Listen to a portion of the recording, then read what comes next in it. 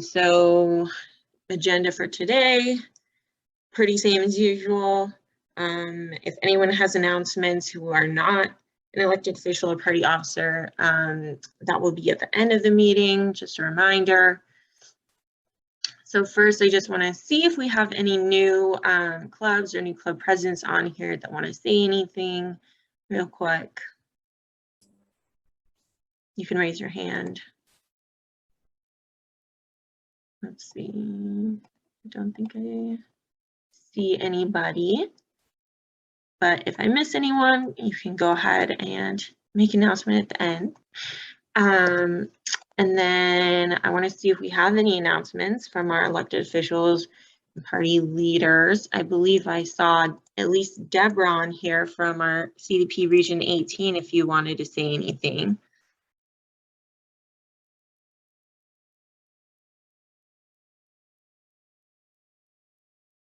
Or not. But again, we'll have more time for announcements at the end if anybody would like to. Okay. Just a reminder, here's our club development committee members. They're here to help you with your clubs. If you're not sure who you should be reaching out to, we did go over that earlier in the year, but you can also look on our website. You can also reach out to me and ask. Just a couple reminders. CDP Executive Board meeting registration. You can go register as an observer. If you're interested, I am not an expert here, so if Deborah or Michelle want to say anything, feel free. But we have one in November and I think one end of this month. And again, here's our regional director information. Deborah is Region 18, which is currently Assembly District 75 and 76. Michelle is our Assembly Districts 77 through 80. And then we also have, for those in Assembly District 71, Ellen. These obviously might change with redistricting, so just keep that in mind. There's one more CDP Jedi discussion meeting on the 19th about addressing privilege, if anyone's interested. And you can find this information in the newsletter as well. Just a reminder, we're not going to have our regular November, December meetings. We are going to have one early December. Mark your calendars, and then our regular January meeting will be our Club of the Year vote. It's already been a year. So just a reminder how that works. The past 5 years winning clubs presidents, the current presidents are part of the nominating committee.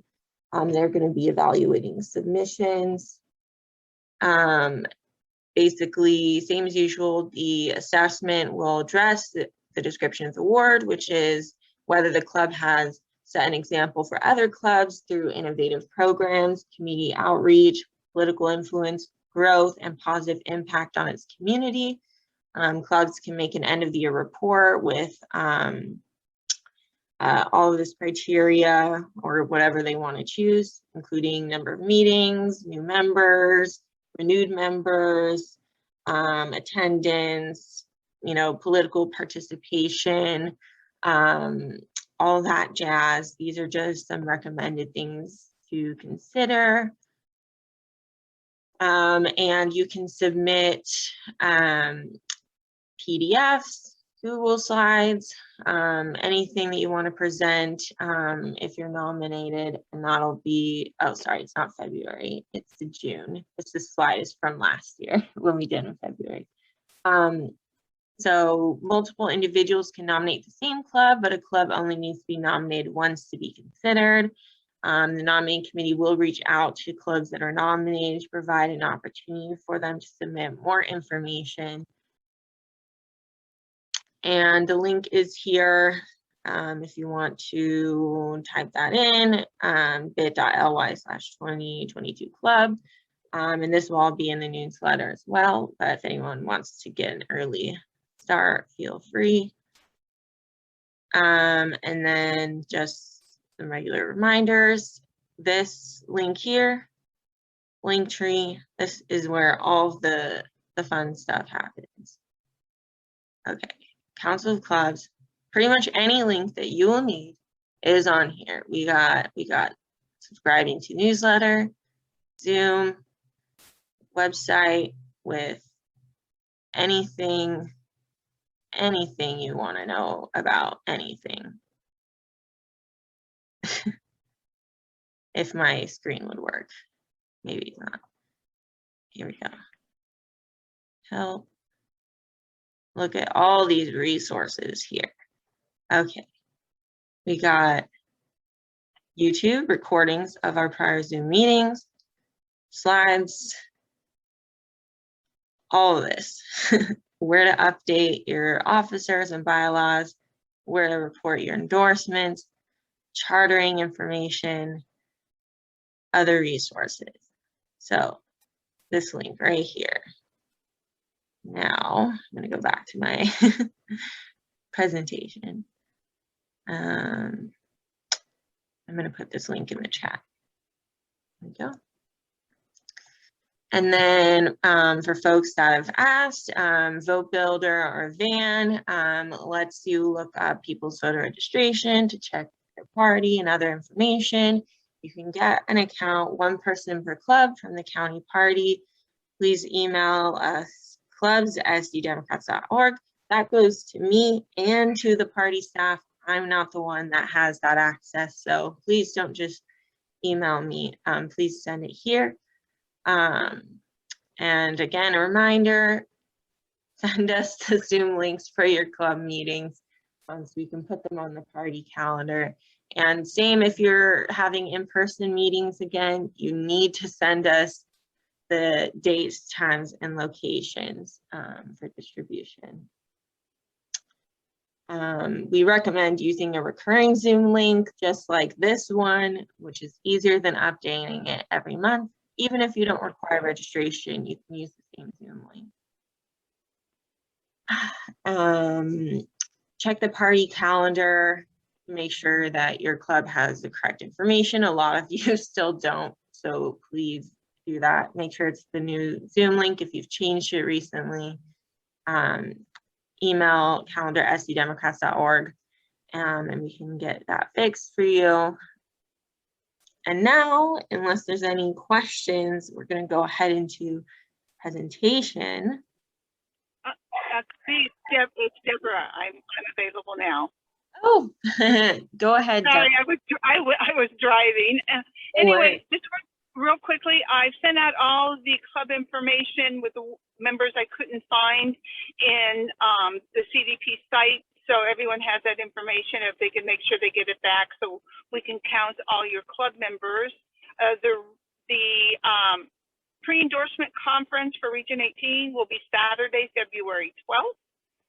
And also back up a little bit, I'll only give tentative numbers for club reps because of the redistricting. We're not going to know till the end of December. So the first week in January is when clubs will get that, but they can hold meetings to elect their club reps. Good suggestion is to have extra ones just in case.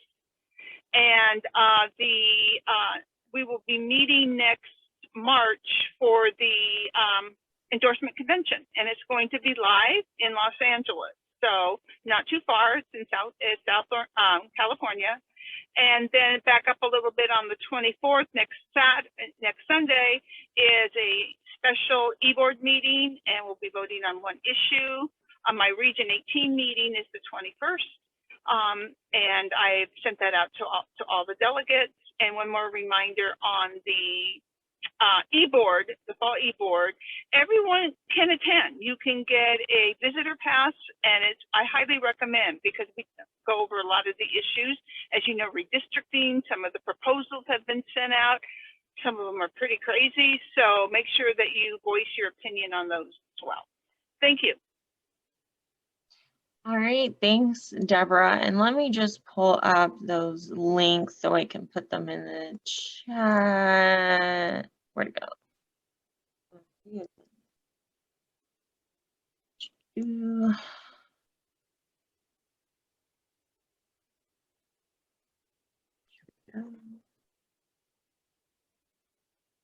All right, this is the executive board link for November, and there's information in there about an observer path as well. So yeah, I don't know if Michelle or anyone else wanted to give a party leader announcement before we move forward. Okay. Thank you, Deborah. Really appreciate it. I'm going to go back to Michelle, Oh, FYI, so she may not have heard you. Michelle, are you there? I am, Cody. You came in just on time because Deborah just gave her announcement if you want to chime in for the CDP. Did so I don't know what she covered. I don't need to duplicate it. Was it Just a brief about the e-board and both reports? yeah, I mean, feel free to say anything else, but I'm just Yeah, no, I appreciate it. Just I guess there was a protest this morning, so I was just on the phone with Doug Case about it. So I guess today is a day of action that the Progressive Caucus is sponsoring in different states and different cities. And the one this morning in San Diego was from 7 to 8. But basically it's the focus on how the party is handling what money we're taking in. I would suggest people go ahead and register. So they're on for both e-boards, the 24th, which is free.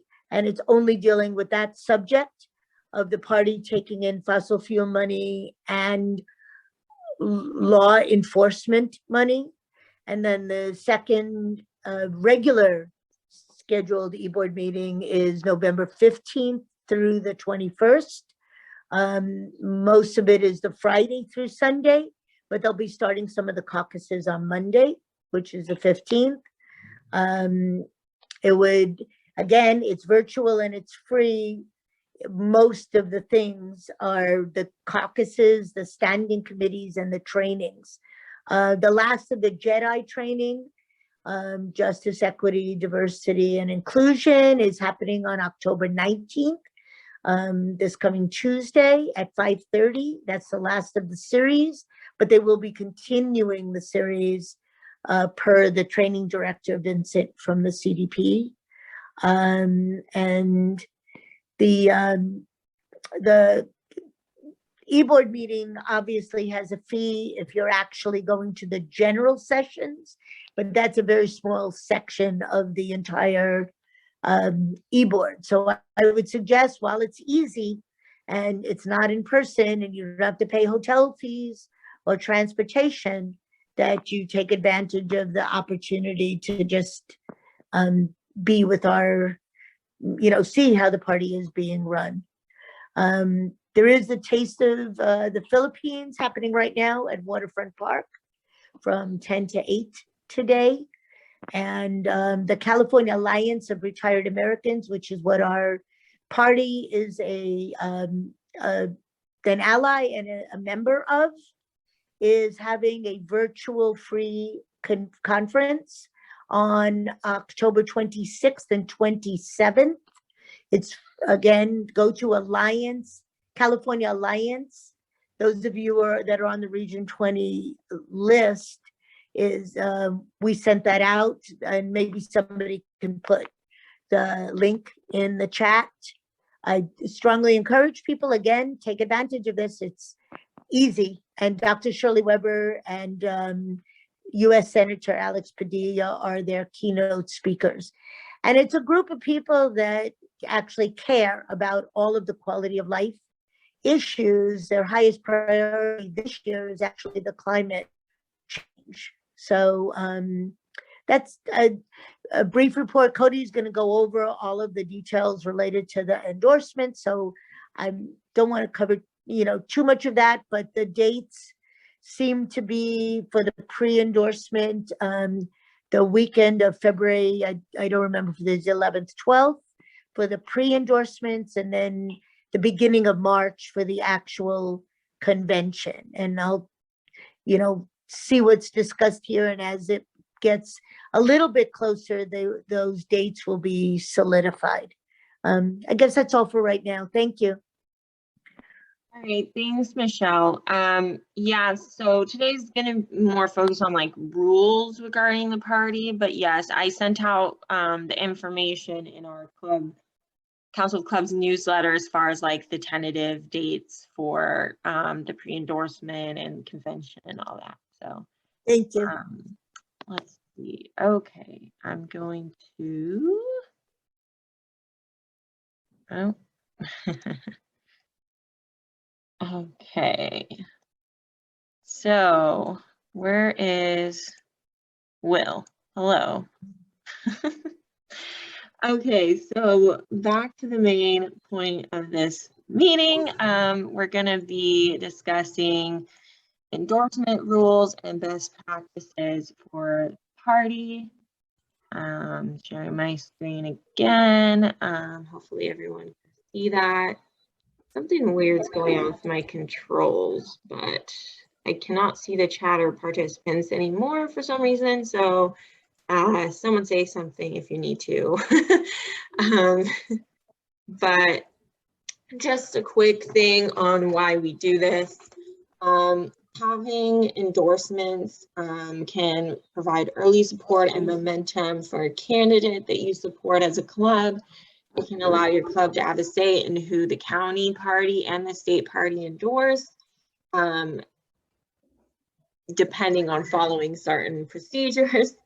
It can also indicate more localized or specific issue-based support for a candidate than maybe the county party, which can help sway voters further. And it helps provide direction for members to volunteer, donate, and otherwise support a candidate.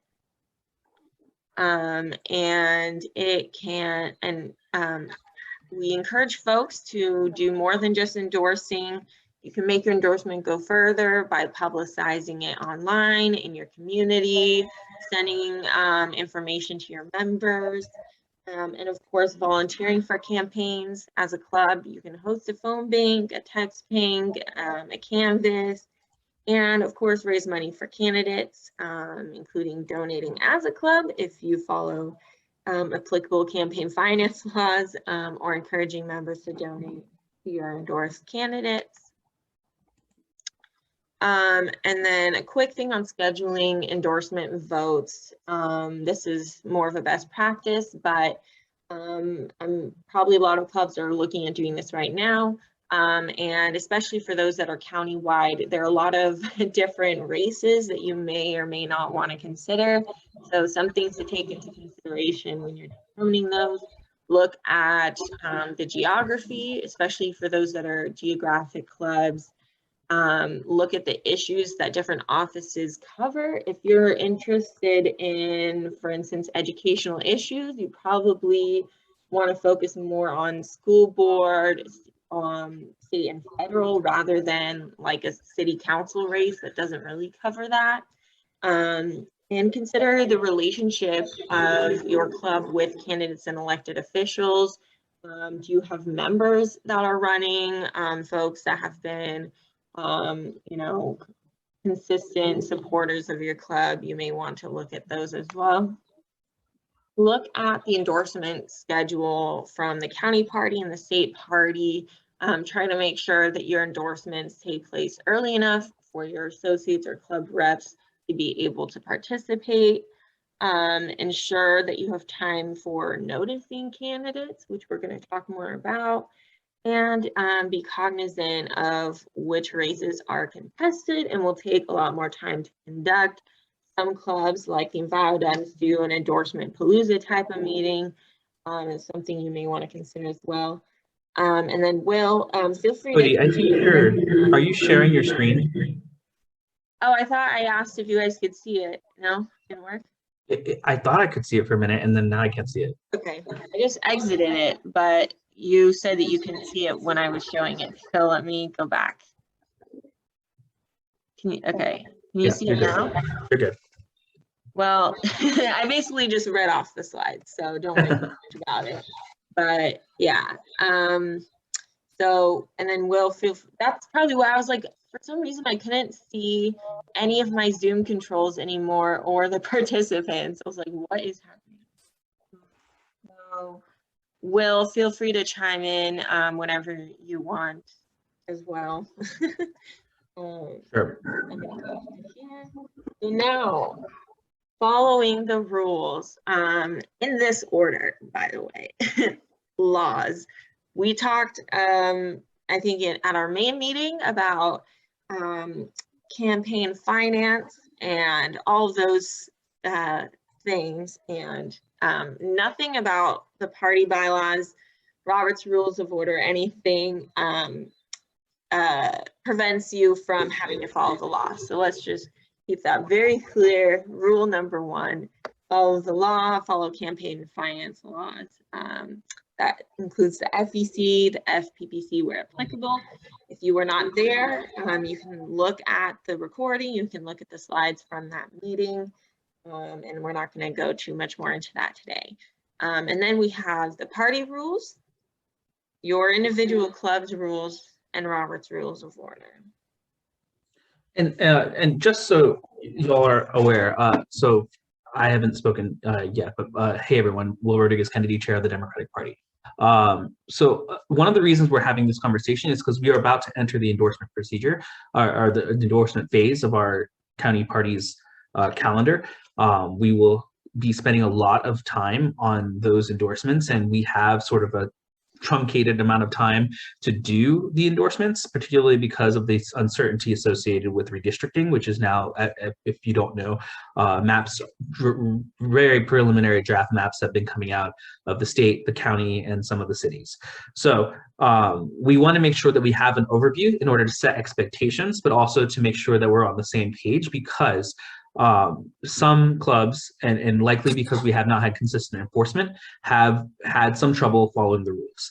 And so when we are saying, like, you have to follow the law, you have to follow the party's bylaws relevant to your clubs, you have to follow your own club bylaws, and when you have to follow Robert's Rules of Order, that's important, because the purpose of a democratic club is to expand and to build our party. And if we suddenly find that clubs are not following the rules or are embracing undemocratic practices, like not using a parliamentary procedure, not recognizing people, things like that, we can sanction and remove a club's charter because they are no longer advancing the party's mission.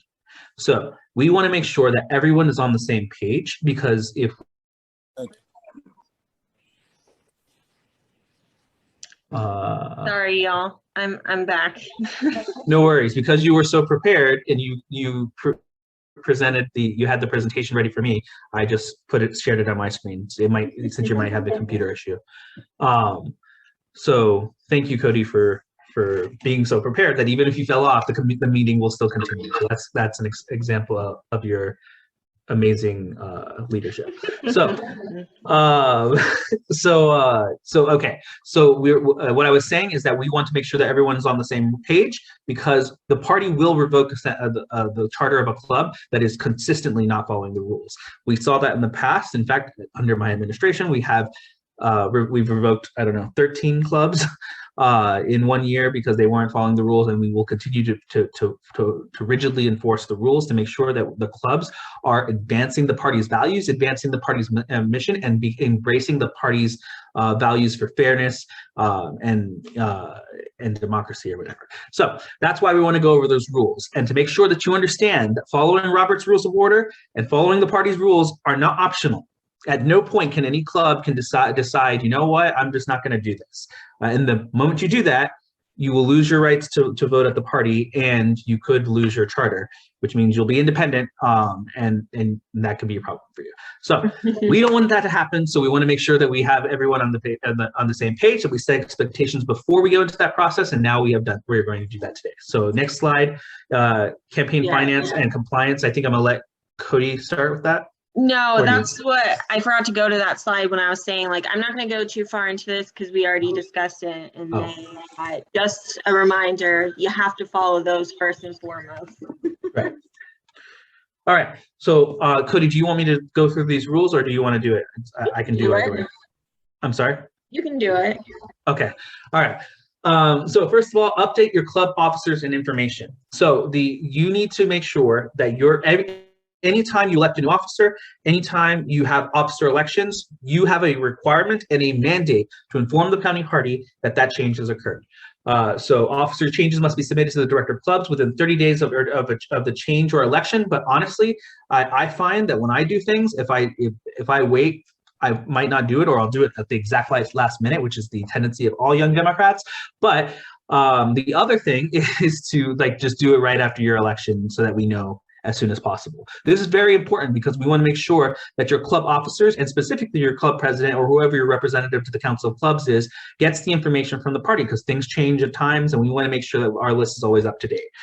If a club changes their bylaw during the same with the bylaws. If they change their bylaws during the charter period, a new copy with an outline of the changes must be submitted to the director of clubs within 30 days, and their charter is subject to review by the executive board. So if you change your officers, and if you change your bylaws, inform the party. If you have not done that, you are not in compliance. And so if something comes up where, something happens, there's a new rule that happens at your club and someone complains to us about it, we're going to be looking at your old rules, right? To sort of figure out what the problem is. If your rules are new and you haven't updated us, you will just additionally have another problem because you have not updated your bylaws with us. So make sure that these two very basic requirements are met. Update of club officers continued. So there's a form, and Cody put together the link tree. So it's linktr.ee/demclubs. Cody, do we have like a sddemocrats.org/clubs? We do, but it's just like the club listing. Okay. So, but yeah, so that link has all the links, but then I also just put the direct link for this in the chat as well. But I encourage you to keep this link tree link because it has everything. Okay. Thank you, Cody. That for putting it together. Okay, so quarterly meetings. The club or coalition shall meet individually at least quarterly and for all endorsements. And all meeting dates, times, and locations shall be provided to the SDCDP at least 14 days prior to the meeting for publication on the SDCDP website. A copy of notice, agenda, minutes for the business meetings or endorsement meetings shall be supplied via the email to the director of clubs and the SDCDP. Pretty self-explanatory. If you're going to have a meeting, particularly when you are going to have a meeting, inform the party that you're having a meeting 14 days before the meeting. So when you send your notice to your club members, which is usually 14 days or a month or what, send that to the party as well. I believe John and his administration had most of the clubs add the party's director of clubs or the party's email to your email list, which allows you to just make it one thing, just hit send and we're in the group that gets your email. If you do that, we're good to go. But that is an important thing. Yeah, you can add calendar at sddemocrats.org to your email list if you haven't already. A lot of clubs already have. We're already getting those, but if not, we need to be. So if you're emailing the party because your meeting is not on the calendar and you have not done this, it is not our fault, it is yours. But if for some reason you've done this and we have not put it up yet, it's okay. Feel free to let our staff know, and we'll make sure that we get it on the calendar. All right, club associates. To charter, the club or coalition must have at least 20 voting members and will have a voice in their designated area. To obtain an associate member, the club or coalition must have at least 20 unique voting members. Now, I think you all know about this process, and most of the clubs here are much larger than 20 members. But that is just to keep in mind when you're chartering that your members could have like members in different like clubs or whatever. We're usually pretty lenient about it to where like if there are members, we'll redistribute the members to the clubs that need them the most. But make sure you have 20 at least unique members. Associate members shall become credentialed members at the next regular central committee meeting that is held at least 14 days after their member form has been submitted electronically. Central committee meeting also includes the areas, unless it's specific to this committee, which means the central committee proper. So if you appoint your member 14 days before an area meeting, they will be sworn in by their vice chair at that area meeting. Okay. Continued. The Central Committee may approve additional associate members for an affinity club if the club has 20 members in the area. So that's for the affinity clubs, the Dems for Equality, the Martin Luther King Dems, API Dems, et cetera, Enviro Dems, et cetera. They can have as many as 5 associates, 1 in each area. The request for an additional member positions and for additional member positions, and any updated roster must be received by at least 14 days prior to the Central Committee meeting to be considered. Chartered clubs shall endorse only registered Democrats. This has not been a problem for a long time, but it is important to know. No person who is an MPP or is not a registered member of the Democratic Party may be endorsed by a Democratic club. Now, some clubs may have the option of rating MPPs acceptable or something like that. That is acceptable in unchallenged races or sometimes for judges that is acceptable. But other than that, a club may not endorse anyone who is not a member of the Democratic Party. And that's not only a mandate of our local party, it is also a mandate of the state party. The last club to run afoul of this rule was actually the Dems for Equality when they endorsed I can say that because I was the president, but when they endorsed a Republican one year and then the party sanctioned them and then the state party sanctioned them. So we don't want to do that again. Dems for Equality never did it again. But it's also why we have the ratings of acceptable, which is an innovation of the Dems for Equality. Any publication of endorsements by chartered clubs shall clearly delineate between endorsed candidates and candidates rated qualified. Endorsements by chartered clubs shall not be construed as the official endorsement of either the California Democratic Party or the San Diego County Democratic Party. Words to that effect shall be clearly visible wherever chartered club's endorsement is referred to. So if you do ads or something, or if you do something public, only the Democratic Party, the San Diego County Democratic Party, or the California Democratic Party, or the DNC, may designate anything as an official endorsed candidate. And it is important that no club attempt to make it look like their endorsement is the endorsement of the Democratic Party. Doing so would be a violation of the rules, and it could be a violation of the law. All right, not noticing members. Club charters shall notice their full membership that endorsement considerations will be made in their particular race or races at least 14 days prior to the meeting. Notification shall be made by mail or by email to the full membership, or absent an email address by U.S. mail or an alternative method as specified in the club's bylaws. An email going to the club's members' spam junk folder does not constitute lack of notice. It is important for you. This happens at the party as well. If you have some sort of a bulk mail, MailChimp or Constant Contact or something, you should tell your members to place your email or the email that you normally send emails at, or your URL in their safe senders list. That is something that everyone can do, and that prevents them from going to their junk mail. But that's just a tip that I would suggest. Noticing candidates. Reasonable attempts are made by the club to notify and invite all declared candidates who the party has established with certainty are registered Democrats regarding the date, time, and place of the club's meetings and of the club's endorsement process at least 5 business days prior to that meeting. A copy of any meeting notice sent to candidates shall be applied via the email to the director of clubs and the SDCDP. Requests for information regarding candidates from the club to the party office must be made at least 7 business days prior to the meeting. Okay, so for this, we expect our clubs to make a good faith effort to contact all the candidates in a race in which you're going to endorse. There are some exceptions to this, like friendly comments, but If you are going to endorse, it is not an option, it is mandatory for you to endorse, to invite all Democrats who are in that race, who are known to the county party and to you, at least known to the county party, to your endorsement meeting. Again, it is not optional. And if you make an endorsement without following that rule, we can revoke your charter. It is important to make sure that we're on the same page on this, because these types of practices can create distrust in the party's brand and the fairness of the party's endorsement process. And even though your endorsements don't count for the Democratic Party broadly, anything you do does affect the Democratic brand. So that's why we have to make sure we have a standard of rules and behavior. Director Krug, I see you. There's another slide for this too, by the way. Director Krug? Yeah, yes.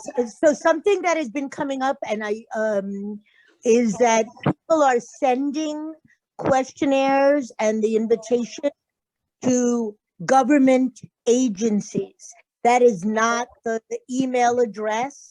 They're just Googling it. Hey, can I just say this is discussed on the next slide if we want to just go through that real quick? Okay, that's Sure. fine. Um, That's fine.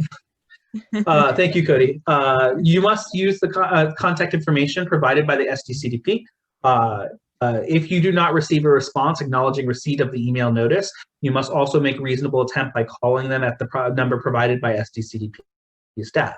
Please keep a record of your attempts to contact candidates in the event that there is a challenge to the procedures. Even if doing a friendly incumbent endorsement, I guess you still have to notice all declared Democratic candidates. You do not need to consider them in order to vote or allow them to speak. Okay, so if there is a friendly incumbent, you must notify those candidates that this is happening. This is so they can, I guess, have an opportunity to prevent that. But they are not required to be in a forum or are required to speak, so that you don't have to conduct a forum for a friendly incumbent vote. In addition to that, the county party will not send you an email, a contact information that is to their government staff or to a government agency. We'll give you the information that we best have on file, either because the candidate has given it to us directly or because the registrar of voters have given it. It's important, and that's sort of the check that you have. So there are some candidates who don't know the process or whatever, or who may not be viable, and so they don't know how to run for office or whatever. If they haven't done the basic things like registering with the registrar of voters or informing their party of the fact that they're running, and the party doesn't have their information available, then it's not your fault if you don't notice them. Let me say that again. Your check on whether or not we know whether a Democrat is running for office is whether or not the county party knows. And if you happen to know something in advance of that, then tell the county party that there's another candidate. Other than that, as long as you notify the people that the county party knows and who have on our website, and who, when you call us, we say that these are the 4 candidates. Those are the 4 candidates that you have to notice. If there's a 5th candidate who hasn't told the registrar of voters anything, or who hasn't told their party anything, well, that's on them. That is not our fault. That is not your fault. You only have to do what you can to notice all the candidates and that we know of, and the only metric that we have is whether or not the county party knows about them. Well, I the only thing I wanted to just add is that for municipalities, it's actually the city clerk. They would not be contacting the ROV at this point. So for the 18 cities, Michelle, Director Krug, I'm going to stop you. Obviously, I'm talking about the candidate list of the registrar of voters. Our staff does check with the individual clerks, but I'm just going to stop you right there because we're going to move on. Okay. Okay. Clubs must complete the 2021 endorsement report form before their associates are able to vote at the applicable area meeting. I don't know if Cody's done it yet, but your director of clubs is trying to simplify the form. Is that correct? That's what we talked about, right? Yeah, so we're going to, this is something that actually staff manages, but I think if we're on the same page with this, we can just go in and have that be shortened. Right, so I've heard from the club presidents, particularly one of my best friends, Ryan Tribuco, and his complete and utter distaste for the amount of information you have to present to this form in order to get your associate a vote at the area. I didn't design the form, but I agree that it's a bit ridiculous. So we are going to make that form as simple as possible to make it easier for y'all. The form must be completed 48 hours prior to the applicable area meeting. So basically your rule of thumb is once you do the endorsement meeting, you as a president or an officer that you have designated should fill out that form immediately after that endorsement meeting, so we don't have to worry about anything like that. This includes providing a copy of your minutes that outlines the endorsement procedure before from the previous meeting. So there's a link here. I'm not going to read out the link, but the link is on your link tree, right, Cody? Yep, it is. And I also just put a quick link in the chat. So it's there. Yeah, there is a lot of stuff on here that probably isn't necessary. So we're going to shorten it. I think so far, folks haven't had to use this because we haven't done any contested races yet. So I've seen the party saying that it hasn't been required, but it will be once we get to those contested races. All right. And just a reminder that the reason for that is because right now you have to have had an endorsement vote in order for your club associate to participate in the area meetings. Right. So rule, endorsement outcome. Endorsement, endorsed, it means that you've endorsed a particular candidate, ballot measure, reaching the applicable threshold. It's important to note those thresholds. If you have a 55% vote and you have a 60% threshold and you say that you have endorsed someone, you have not. If you must make sure that you've reached that threshold that is set by your club. No endorsement means the club has actively voted for no endorsement. It doesn't mean you didn't reach the threshold. It means they voted no endorsement. There was 60% or whatever the threshold is for that no endorsement.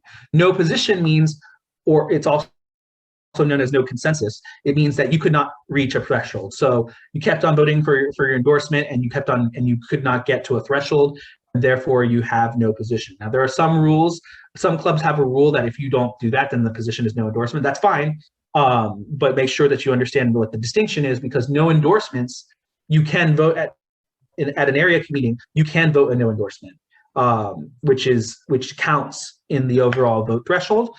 No position does not, because you basically be abstaining. And then rating. Threshold for endorsement was not reached, but they decided to rate multiple candidates or only one of the candidates that is short of an endorsement. This is important because when you go to an area meeting, if you give your club, you can give your club associate specific instructions on how to vote in different scenarios. So for example, your club did not get to endorse a candidate. They voted no endorsement, and then they decided to rate only one candidate of three acceptable or qualified or whatever. If that's the case, then your associate can vote for no endorsement, and then they can only vote to rate one of those candidates. However, the club can vote to instruct, if the president finds that there's something complicated that's going to happen at the next meeting, the club could vote to like instruct their associate to vote a certain way with a certain formula, but that would have to be done in like some sort of individual motion. I have the president from the Downtown Dems, Danny Abicia. Okay, well, so my question was if there's any requirements for clubs to be taking on, like if we designated certain races strategically critical, do we have to do that before the area meetings, or is that only for endorsements? The strategically critical rating is not an endorsement consideration. So all club associates can vote in that because it's not an endorsement recommendation. The only thing that is bound are endorsement recommendations. Every other vote a club associate could do. So your club does not have to approve a strategically critical designation if they don't want to, and your associate could vote on that, or if they want or they do not want to. Does that make sense? Yes, thank you. Now, if it were now after the strategically critical rating happens, and then there's a candidate endorsement process in that strategically critical race, for the endorsement conversation, that's when you have to make sure your club has endorsed before that. So the only time club votes are bound is relevant to endorsements. Mm-hmm. And I just want to add on to that this is from like the perspective of the party, but if clubs have in their own bylaws more specific rules about telling their club associate how to vote on things like that, they can. We're going to go a little more into the club rules after this. And I have Linda, the president from yeah, I have the president from Demco, Linda Slater. Thank you. We've had this happen before, and that is somebody just shows up to your endorsement meeting and says, oh, I'm going to run for that office.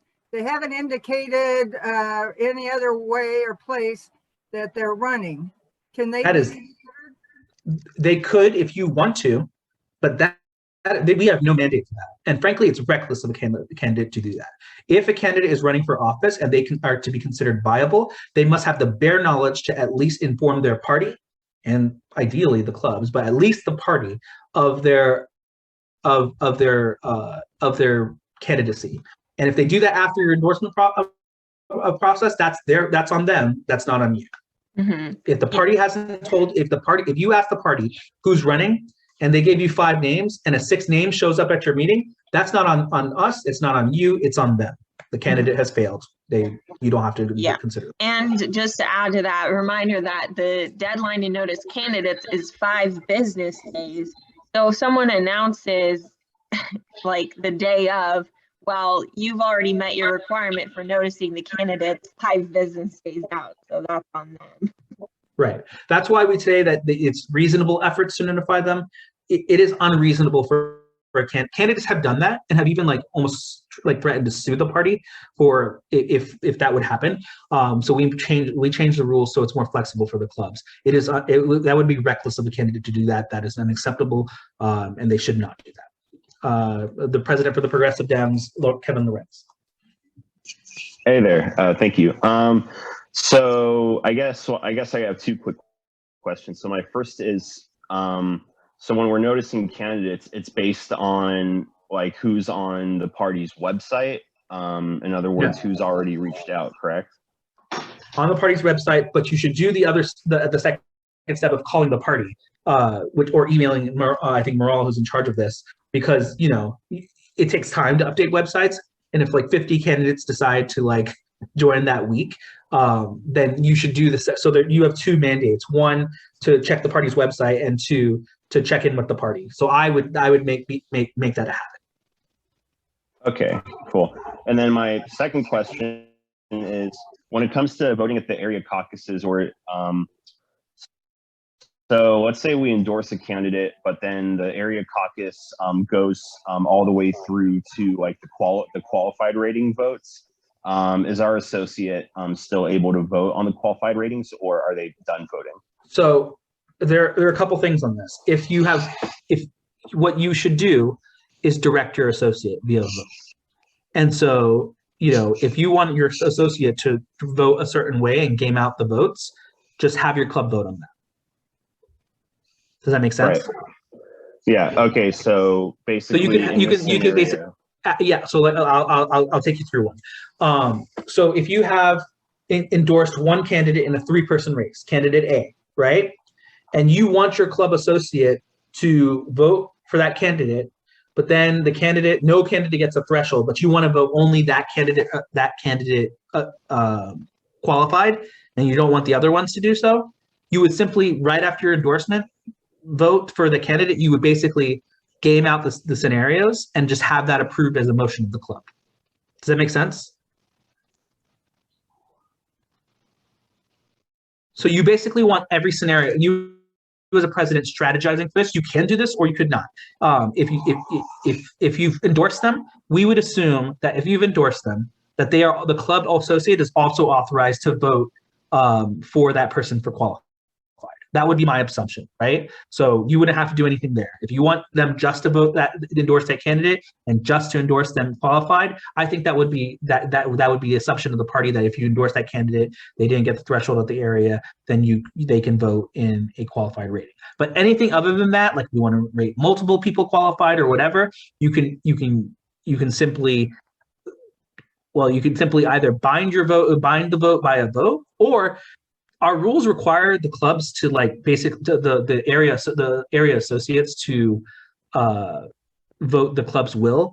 In theory, you could give them discretion in some sort of motion, as long as it's after the endorsement process, if that makes sense. So, they have instructions for the endorsement and the qualified rating, and then you could probably make a motion to give them some discretion on the qualified ratings if there's like 2 candidates qualified, and you know that type of thing. Got it. Thank you. Yep. As long as you have something in writing in writing showing that you've made that direction, we'll accept it. I have the president from Labor Dems, Greg Robertson. Yeah, I'm sorry to be redundant on this because I've been told conflicting things. I get it that the minimal requirement for doing due diligence for candidates is 1, to check the list on the website, and 2, to make the call to the office. But I've also been told that it's necessary for me to go beyond that I must check the registrar of voters, the clerk, for any possible additional candidates. Is that just merely recommended, or is that also required? Because I just told it was required. That is recommended. I think I know exactly who recommended it. Is not required. Okay, great. Thank you very much.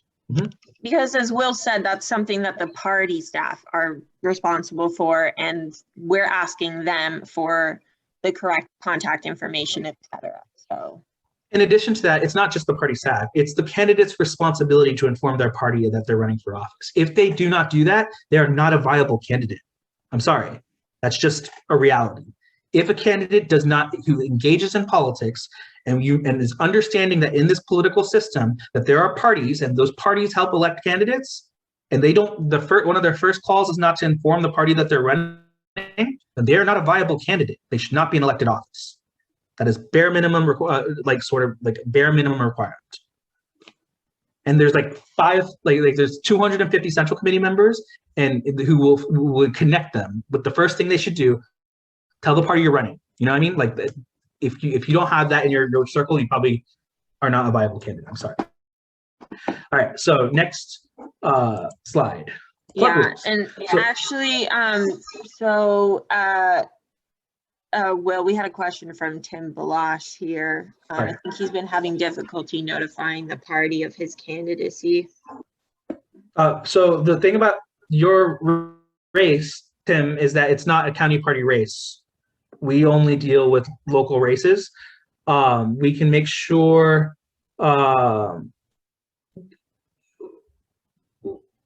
Wait a minute. Have you called the party office, Dr. Balash? They have not returned my calls over months now. I have to go down in person. I will do that, but I've sent several emails to you and to the party email address, and so I'm trying to ensure that I have communication with the San Diego Dem Party. I don't recall getting anything from you, honestly. I just checked my email. I have not received anything from you. What email are you sending it to? Actually, this is an offline conversation. I'll have my staff contact you. Please send your.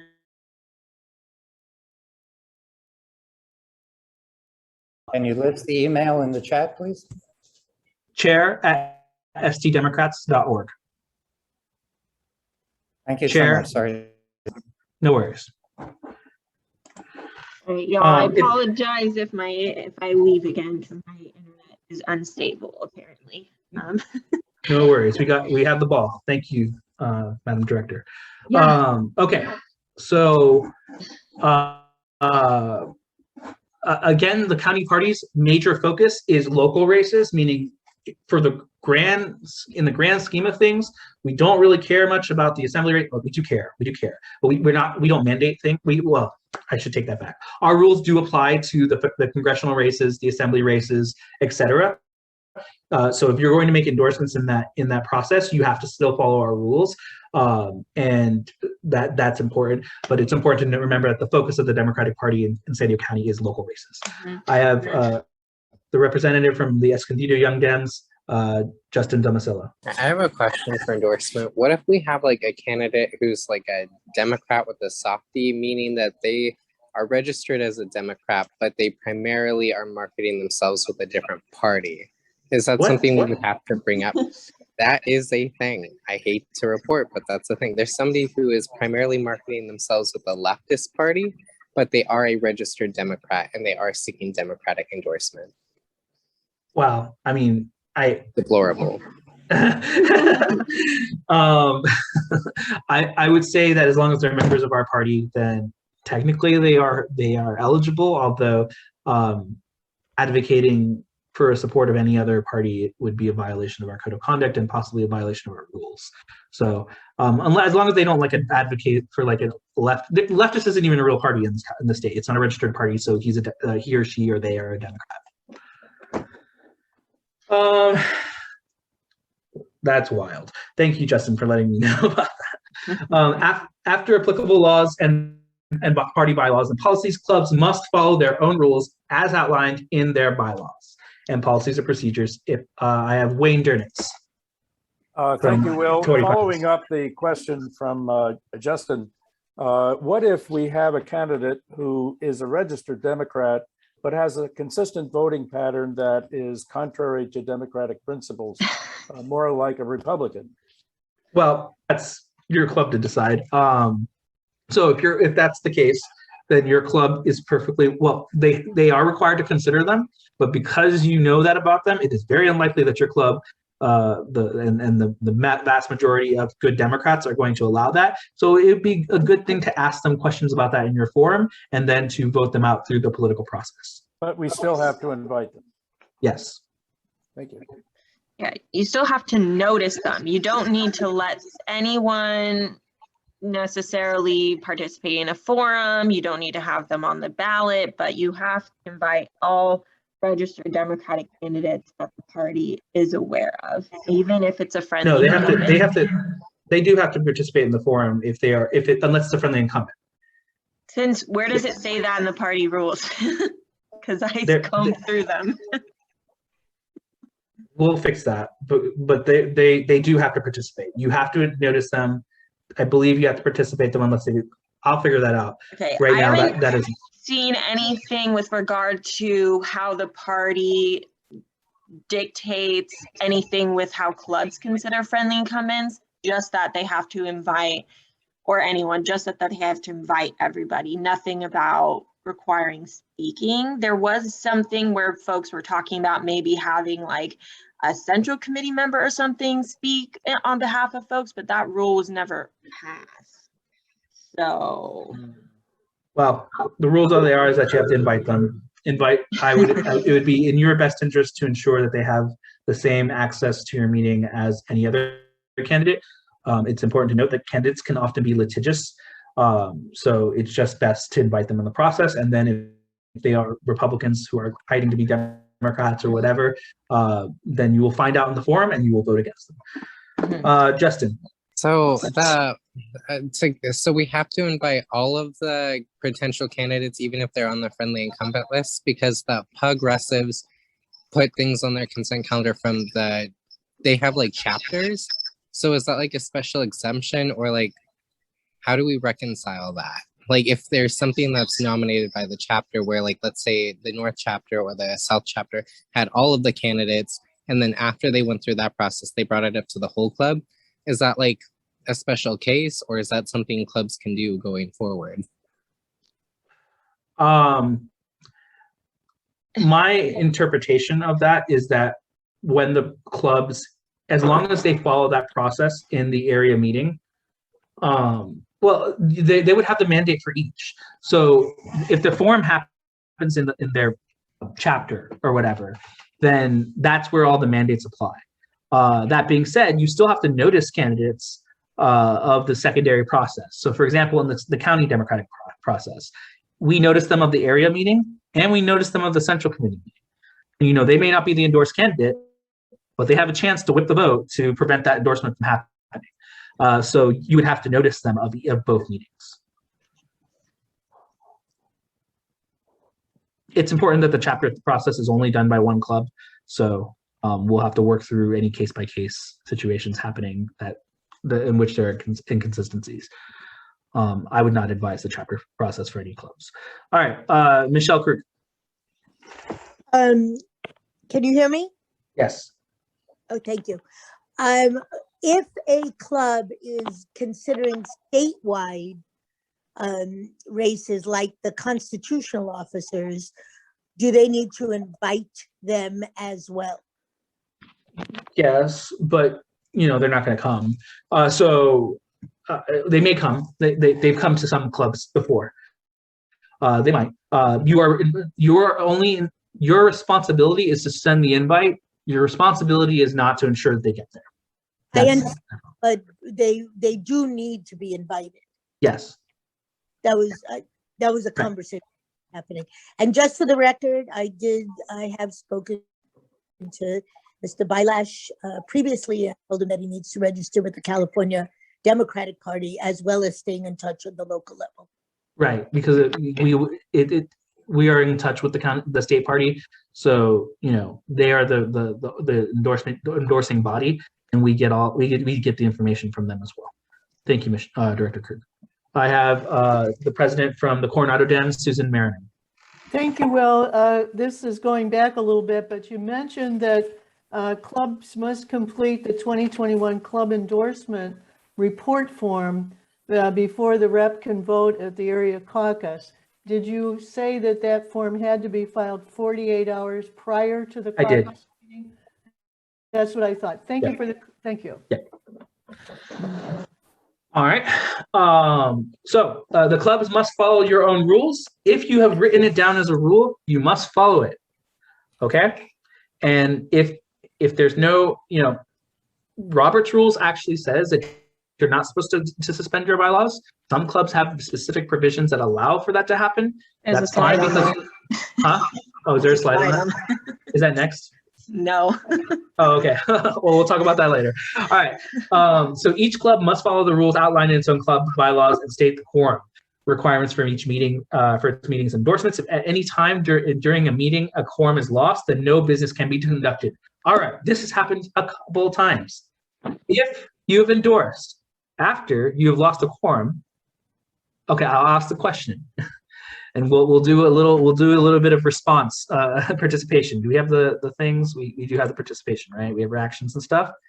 If you have lost a quorum, and subsequently a candidate was endorsed by the people in that club when you did not have a quorum, did you endorse? Hit on your reactions tab, yes or no.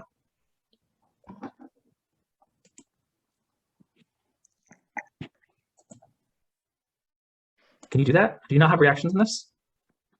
Yeah, yes or no. You should be, right? Yep. I see you. Folks Okay, good. People are responding. Okay.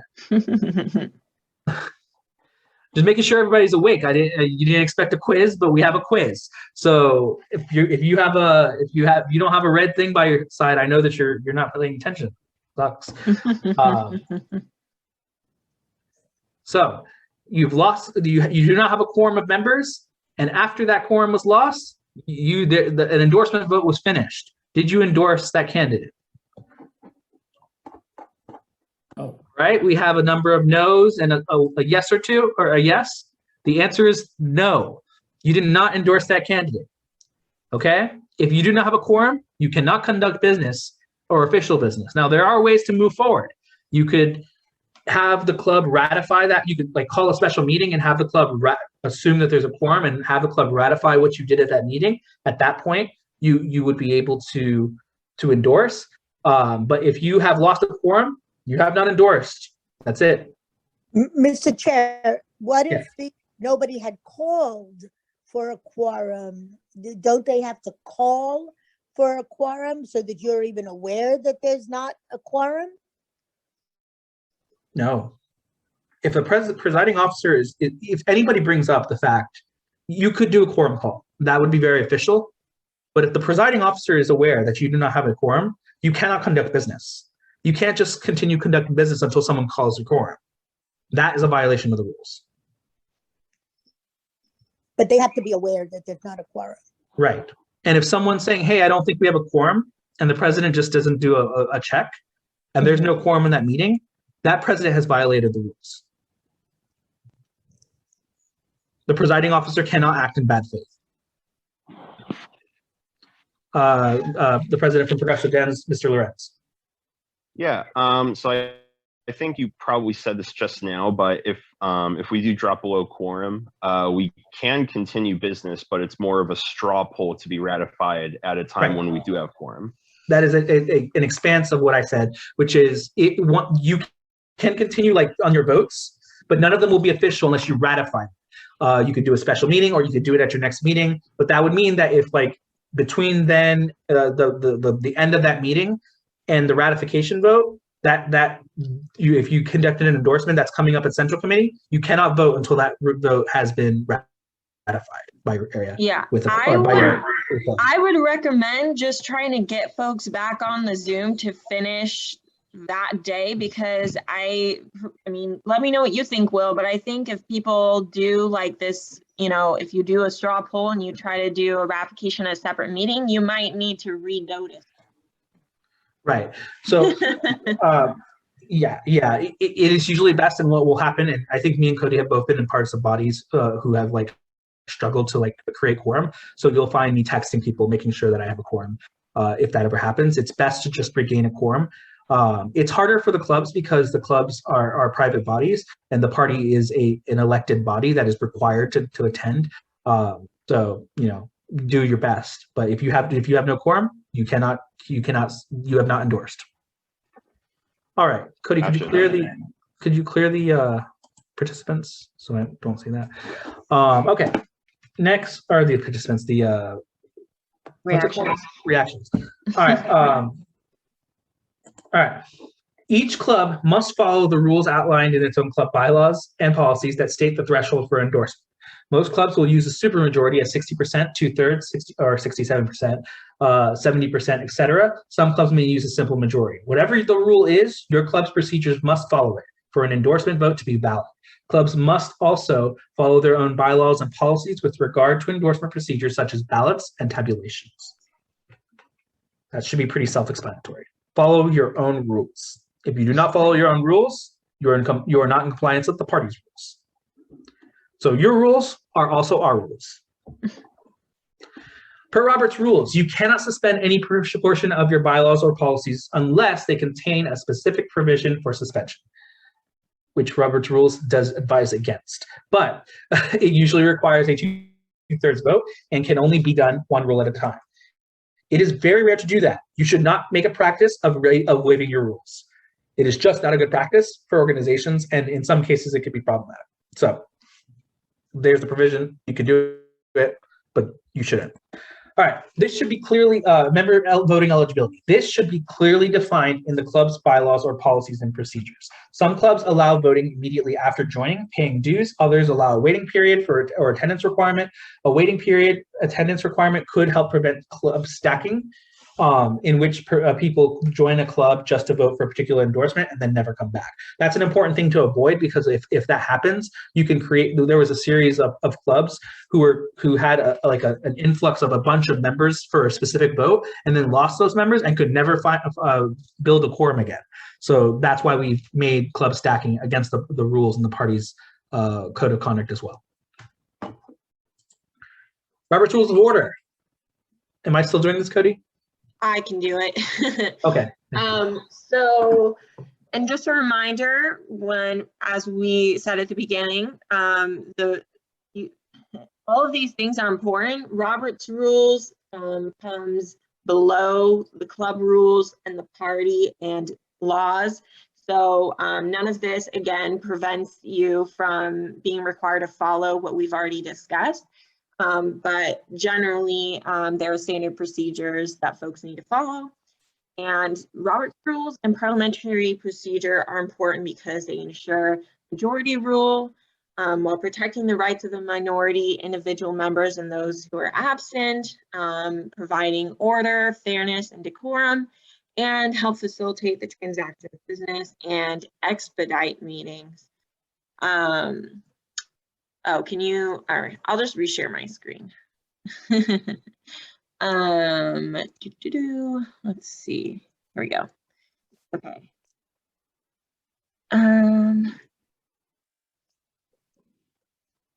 There we go.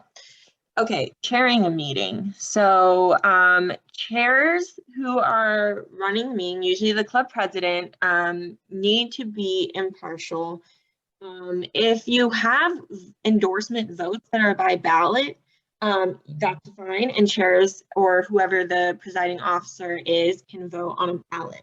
But generally, chairs are not supposed to vote unless they are creating or breaking a tie. This isn't just for endorsements, but in general on motions. A tied vote fails for a lack of majority. If the presiding officer or chair wants to participate in debate, they need to relinquish that, have another officer chair the meeting, and only reassume the chair position once that portion of the meeting that they wanted to debate in is complete. Again, this is for ensuring impartiality, and that's especially important when it comes to endorsements. Points of order. Generally, no one may speak unless they are recognized by the chair, but there are exceptions. One of those is a point of order. This is used when a member believes that the rules of the assembly, such as bylaws, policies, are being violated, thereby calling on the chair for a ruling and enforcement of the rules. A member, and this is important, can interrupt a speaker to raise a point of order. And we're going to touch a little more on that in a second. Point of information. This is a question. This is not an opportunity for folks to feel like they didn't have a say to make a comment. It is a question. If you, for instance, have a question about what's being voted on, you missed something, you're trying to get information, that is what a point of information is. If you think that something has been done wrong, a rule's violated, that's a point of order. Keep this in mind. No comments. And then an appeal. An appeal is used to challenge the chair's ruling on a question of parliamentary procedure. Again, a member can interrupt a speaker to appeal the decision of the chair. But unlike the other 2 points, this still needs to be seconded. Now, a lot of times when we are on Zoom, there's this great tool called a mute button, and often it's very helpful for ensuring, you know, the meeting proceeds as it needs to without interruptions. But if people are muted and are not able to unmute themselves, then we have an issue with folks being able to raise these points when they need to be made, because again, they are supposed to interrupt a speaker. So if someone wanted to make a point of order that bylaws weren't being followed and the chair didn't call on them until that ended and then says, oh, too late, well, that's not right. There needs to be a method by which someone can make a point of order information or appeal the ruling of the chair at an appropriate time. So therefore, if this is something that your club is going to be doing and not allowing folks to unmute themselves, then what you're going to need to do is recognize raised hands immediately when they come up. Now, some folks want to use the chat function for this, and that's something you can monitor to see if someone wants to make a point of order information, but not everyone is able to use the chat, so that should not be your sole method for determining if someone is trying to make an applicable motion. And now I'm going to recognize the raised hand by Justin. I almost did a point of information, but I'm patient. For clarity, points of information are also where you interrupt the speaker. And then my second question is, yes, if we have a club or organization that doesn't allow the chat and doesn't allow you to unmute, what would be a good suggestion for chairs to meaningfully allow people to make these points without being too disruptive to the meeting, but still being able to interrupt as necessary? What would be like a good alternative that you might suggest? So I want let's start talking about the chat. The chat in general, at least in terms of the general chat to all members, is not normally a good thing to have open because it's like a sidebar conversation, which would be outside the rules of order.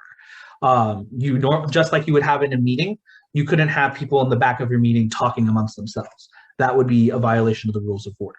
Now you can have it set so that the chat only goes to the hosts, and you may even specify that one of those hosts are the ones who can, acknowledge or to let the chair know that there's a point of order, or you can even do it with the chair. Alternatively, where this does become a sort of problem is for phones.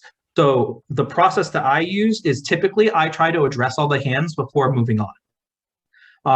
And it's really, you can do it really quickly. If there's a hand raised and they're like, oh, I have a point of order on this. Okay, what's your point of order? That's not a point of order. You're done. You know what I mean? Like you can go through different things. You can be expeditious about that.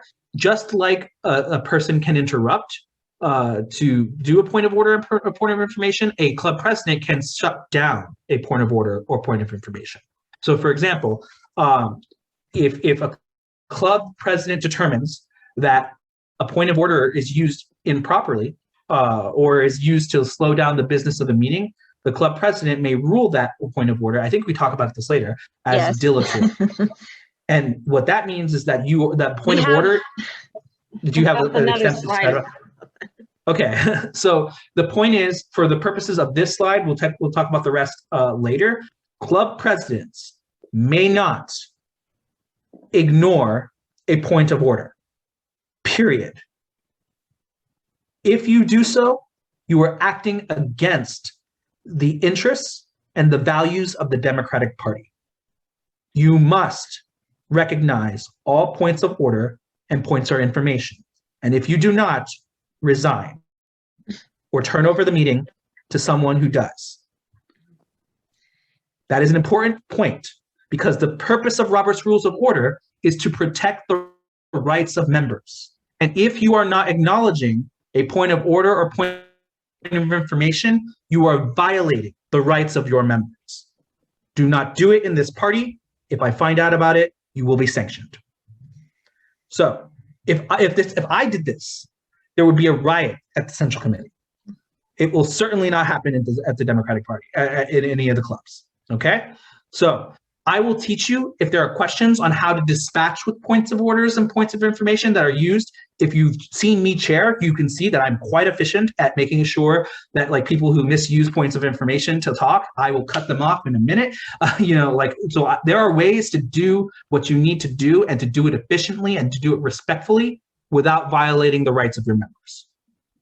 So, yeah, moving and on. I would just say, again, chat is great if someone wants to write out there what their point of information or order is, but again, not everyone is able to use the chat. So I recommend that the chair of the meeting make very clear that raised hand function is going to be for making these applicable motions, and that folks should not raise their hand unless they're doing one of these motions that requires interrupting the speaker. Because I understand that folks, if you're chairing the meeting, you see a bunch of raised hands and you think people are just going to try to say a bunch of stuff that's unimportant, you don't necessarily want to call on them. So it's important to make clear at the beginning and throughout the meeting, if you're trying to make one of these motions, use the raise hand function. And if a chair is going through a process and they see a raised hand, they can say, do you have a point of order information?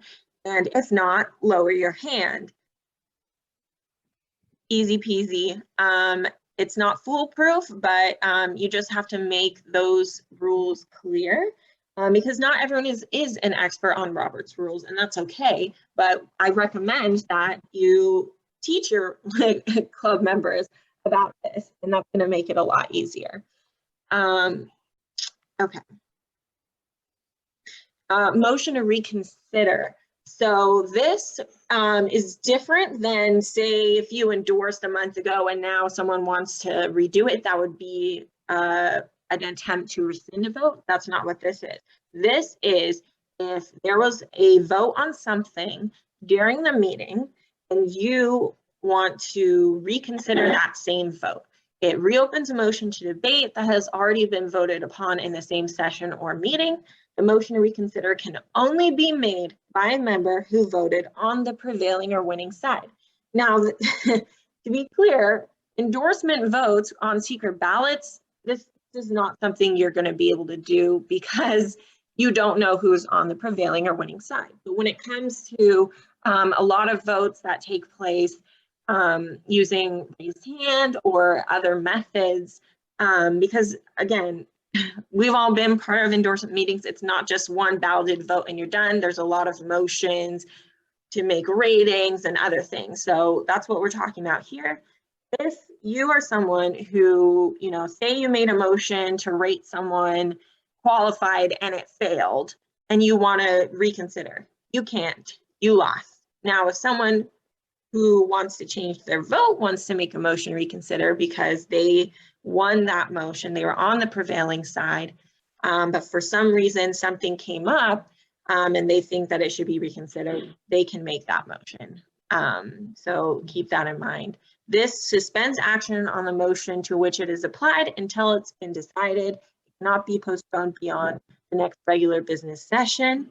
You cannot interrupt a speaker to make a motion to reconsider, but it is in order until that time when someone is speaking. A motion to reconsider must be seconded. Again, this is not the same thing as rescinding a previously done endorsement vote. That's a whole nother process. You're going to need to re-notice everybody. Dilatory motions. This is something that Will mentioned, and basically it's motions that are very on their face clearly being used to hinder business, and they can be ruled out of order by the chair. This includes motions that are misused with the specific purpose of obstructing business, making a series of points of order, information appeals over and over when it was already clear what it was being said, being done, and, you know, or making a motion that's absurd in substance, making a bunch of frivolous amendments that don't really need to be done because they don't really change anything, an unwarranted motion such as trying to call for a division of the vote when the result is already clear. I mean, especially with how we do things online, usually like that's not something that needs to be done because you don't need to go to different sides of the room when you're doing an online vote. So these are all things, again, that are very clearly to hinder business that the chair can rule out of order. But I want to make very clear here that this should not be abused by the chair. If someone is trying to, in good faith, ask a question, makes a point of information, you can't just use this to try to get out of it. Okay. And that's like a good point to bring up, the sort of spirit of good faith. These rules are set so that you cannot violate them, and they're set to protect the rights of your members. This process, the use of dilatory of the ruling of dilatory or the ruling of order, it is a process that Robert's rules have given chairs to strengthen them to make sure that you can get to where you need to get to in your business or in your agenda. You can use them, and you should use them in good faith, meaning that, you know, you can't just rule someone's motion as dilatory just because you don't like them. And you will see at Central Committee, like, people will make a lot of motions. I may rule some of them out of order, but I will hear everyone out at least. Okay, so your responsibility is to operate in good faith and to hear the point out. You can interject if you can tell that the point is out of order, but sometimes if you interject without letting them finish, they might change what they're saying, and you might be assuming something that's not correct. So in general, I let people make their point of order, and then I decide whether or not it's in order or not. And then once a point of order is taken, there's only two responses. Well, there's three potential things. One, you may have to research it, so you may have your parliamentarian look into it and give a ruling. Two, it's whether or not that point was well taken, which means you are conceding the point and you are going to change whatever the rule violation is, or it is not well taken and you don't agree with the point of order. That's basically all a president has to do. So someone raises a point of order and says, I don't think we did something right. Okay, I don't agree. That's it. The president has rules. And then what if they don't agree with the president or the presiding officer or the chair, then they have the right to appeal that motion. Once that appeal is done, you're done. So that is the process by which you can't skip that process. You must go through at least that process, but that process shortens what becomes like an abusive sort of like in some meetings that I've seen, people will raise a bunch of points of order. Okay, right. And then at some point, some of them, it's because it's the same point of order, but it may be the same person who's just trying to stop your business. All right, that may be a problem. You at least have to hear them out, but this gives you a process to shut that down in a very short amount of time. If someone raises a point of order, point well taken, point not well taken, which means I don't agree with you, or I'm going to research that and get back to it, and then move to the next point. But you have to get back to it. And then if you don't believe if you believe like someone is like doing one of the four things, it's absurd, it's frivolous, it's whatever, you can say that it's dilatory, and then that too can be overruled by the body. So that's the sort of check and balance. A member is allowed to interject in points of orders and points of information, I think points of privilege. A member can interrupt, a chair can rule on it, and then the body is the check to the chair in which they can appeal. Does that make sense? There's checks and balances there. Okay, we have a couple people's hands raised. 1 second. Nadia? Thank you. Just to confirm, this applies to members of your club only, not outside people who come in for the endorsement meeting. Correct. Right, but I want to know more about what you're meaning, because like members who are not who are coming to like participate in your endorsement meeting, you are required to they are guests, and they are required to conform to your rules. So if a candidate, for example, is one of the three, you have three candidates speaking, the candidate goes into something that's not in line with your rules, you as president can cut that candidate down. You can cut them off, and then inform them of your rules and tell them to stick to the rules. And you can decline their ability to speak. The Robert's rules do give chairs a significant amount of power and discretion, and it gives the body the ability to check their chair. Does that answer your question? That might be a little bit more, may give you a little bit more. I just wanted to clarify, because we're having our mayoral endorsement meeting, and why I don't expect it to go badly. We did inform the candidates that they can bring 3 speakers on their behalf, so they can have outside people. But I was very clear in the email to them that they are not to be disparaging to the other candidates, right, and they are not to make comments while the candidates are speaking. Right, that's within your purview, but you do have the power to restrain those members if you so choose as the president. Thank you. All right, Ehab. Thank you, Cody.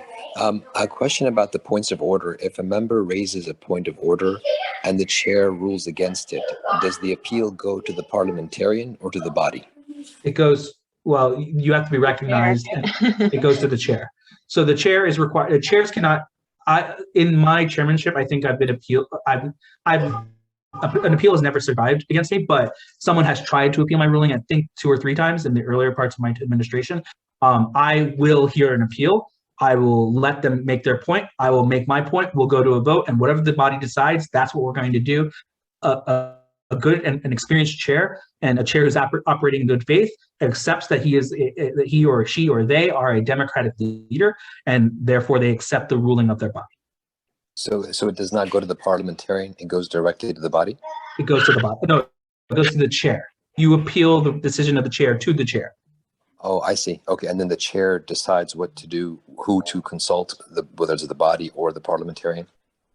Well, you would say, so the chair may consult the parliamentarian. In the end, it's all the chair. What the parliamentarian says literally means nothing. The chair is the only officer who has the right to decide what to do. That being said, a chair must hear an appeal, and they'll give their position. You'll give your position.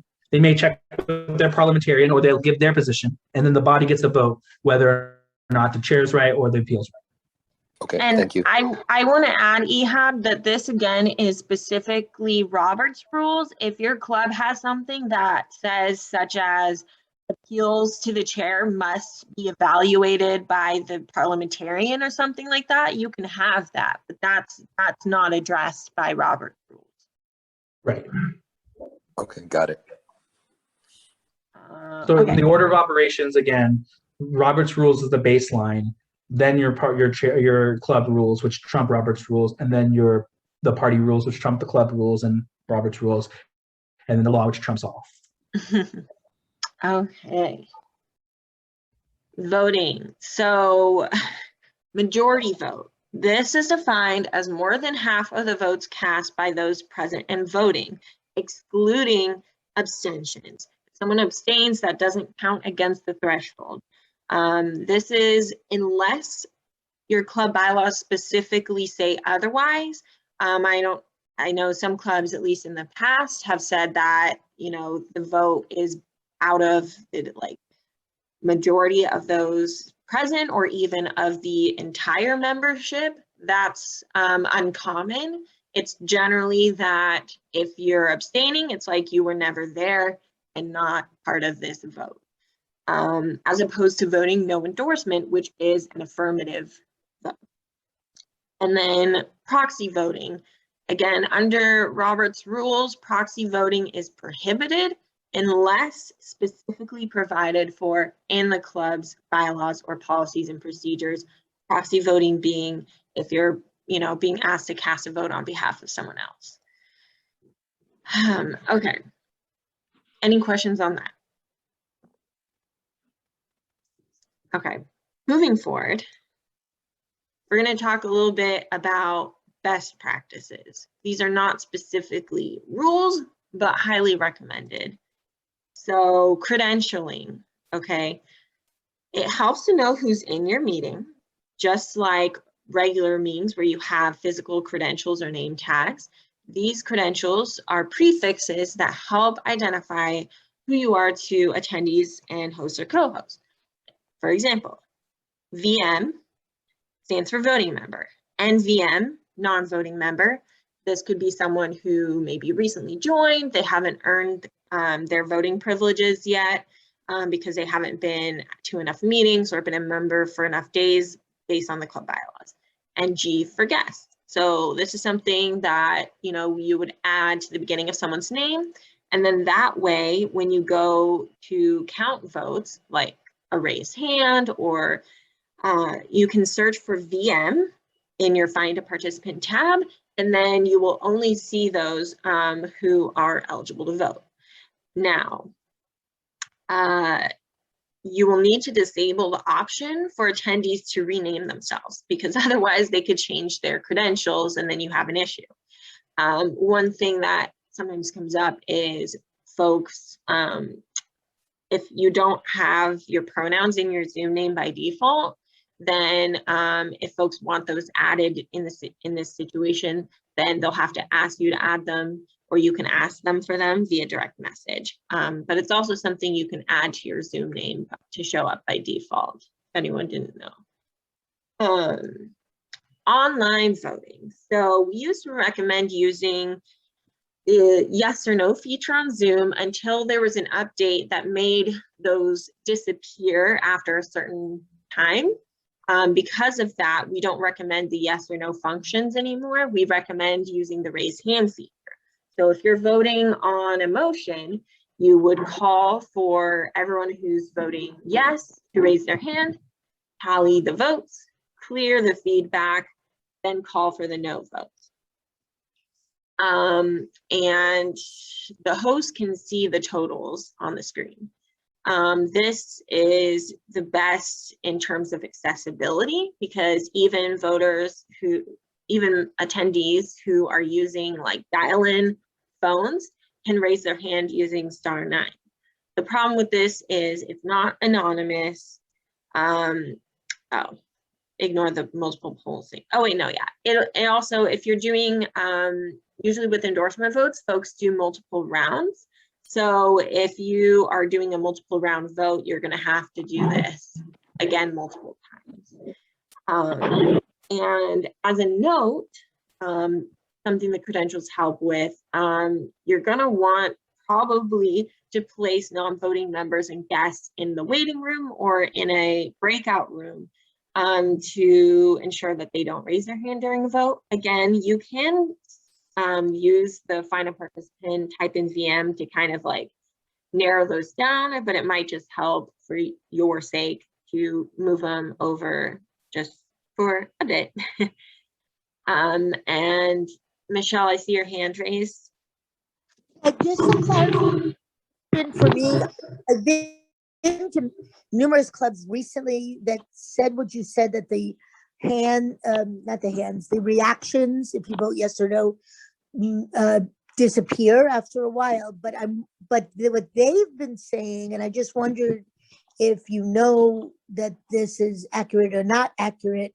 They've been saying that the host can still see them and it doesn't disappear from the host. Do you know anything about that?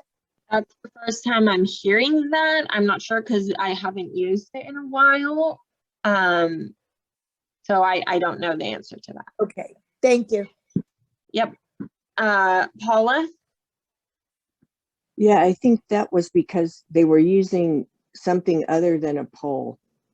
So I think to avoid having, some of that, it would be a poll. Hand raise doesn't disappear. It's when they're using other types of reactions like thumbs up and things like that. Yeah.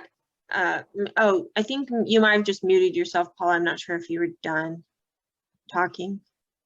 Yes, I'm finished. Okay, it sounded a bit like it cut you off possibly. So yeah, like that's what I was saying. That's why we recommend using raised hand over the reactions, because the reactions do, I believe they disappear after a certain period of time. That's kind of what we've been working on. And I see a reaction there. Are you testing this, or did you? I was typing questions in chat, but it wasn't recognized, so I only could. I'm sorry, I can't, it's hard to view the chat when presenting, so Right. if anyone, My point was I couldn't raise my hand because I'm a co-host. And so when we have our meetings, I usually have 2, maybe 3 co-hosts in addition to myself, who are typically officers. And then they would not be able to vote with the raised hand feature. How would you recommend just verbally taking the vote? You know what's odd about that is I've been able to raise my hand as a co-host. Are you using, because there's a couple different ways that you can raise your hand. Are you using it under the reactions button? Oops, because there's a couple different under hold on. Reactions, I have clapping, thumbs up, heart, laugh, face, and all the emojis. But in the participants tab, I just have the yes, no, go faster, slower. So under your emojis, you don't have a raise hand button? Because I do No. right now, and I'm the host. Yeah, no. You don't have one under your emojis? That's so, I wonder if it's just different computer systems or something. Yeah, I mean, it always is an issue Maybe with our updated the Johan? Zoom account or the Zoom app. It could be an older version of Zoom client. Yeah. Okay. I think what they've done in other clubs, I've experienced, the people that can't raise their hand text the secretary who counts their vote, and the secretary and the president, just as a suggestion. Yeah, I just always try to be cognizant of folks who can't use the chat or text or something like that. So we want to make sure. I think sometimes, so depending on what version of Zoom you're using, you may or may not have the raise hand function as a host or co-host, but you can. I would encourage, just in general, everyone to make sure your Zoom is up to date, because a lot of times that has an impact on it. Because like I know for me right now, I'm able to raise my hand, and I think that's a new thing that they put in for host and co-host. But yes, that's a good point, Anna, for making sure that you have some sort of like process outlined for co-hosts if they need to do something like that. Okay, I'm gonna go back to sharing my screen here.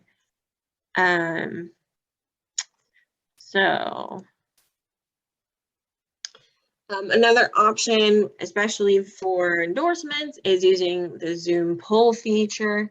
You can create polls during a meeting. I wrote meet during a meeting, or you can do it ahead of time to make things go a lot faster.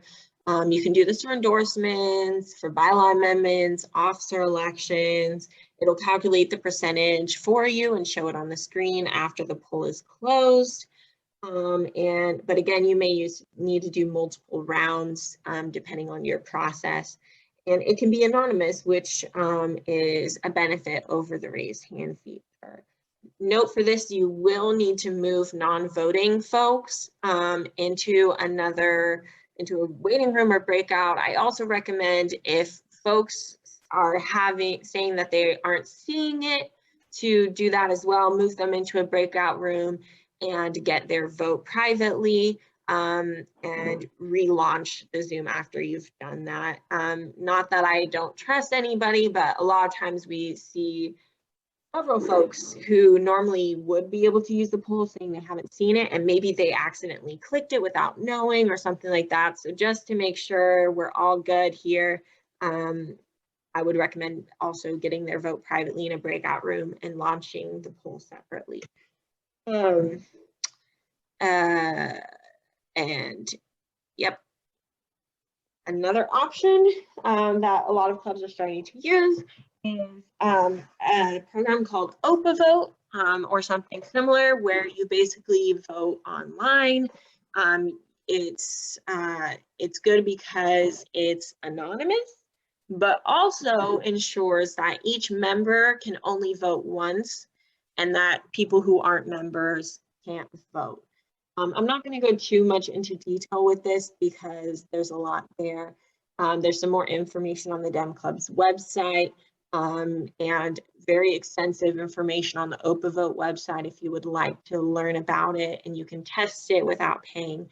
However, it does charge an amount for each vote. Not too much. I think it's pretty cheap, but it is based on the number of members you have that you're going to be allowing to vote in the polls. And it also allows ranked choice voting, which is a benefit, that you don't have to do multiple rounds if you are trying to use that system. The only problem, again, with this is accessibility issues. So you're going to need to reach out to folks who aren't able to get that link or the code and work with them directly to make sure that they can participate.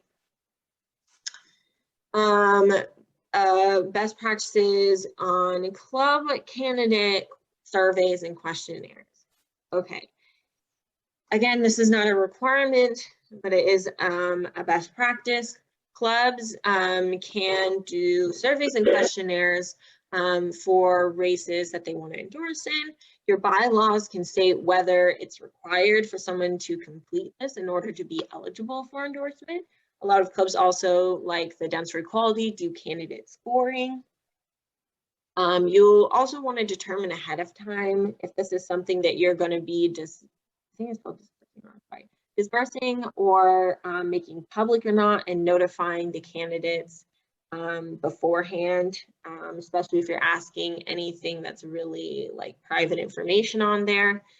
And then when you're making the questionnaire, you're going to want to consider, you know, what issues are important to your club, maybe some information about the background of the candidate and why they're running, if they've received other, you know, relevant endorsements, questions pertaining to their electability, how much you fundraise, things like that. You may also want to consider having a political action committee or an endorsement committee to review the questionnaires ahead of time and report back to members. This can be helpful in terms of, you know, fairness and transparency rather than just having the board do it.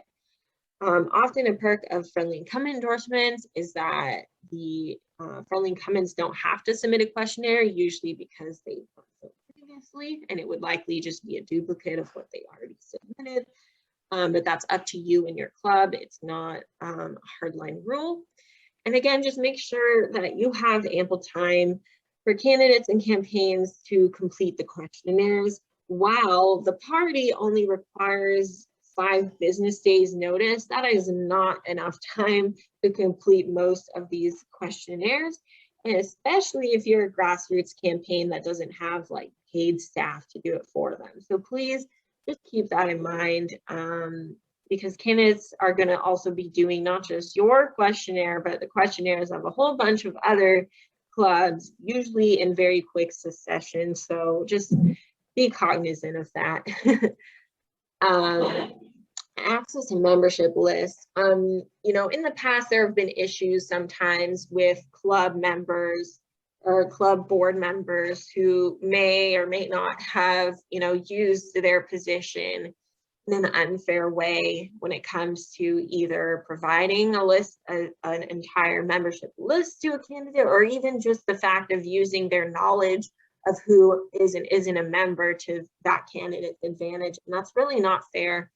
So something you may want to consider deciding as the club if you will allow access to the membership list either before or maybe after securing an endorsement.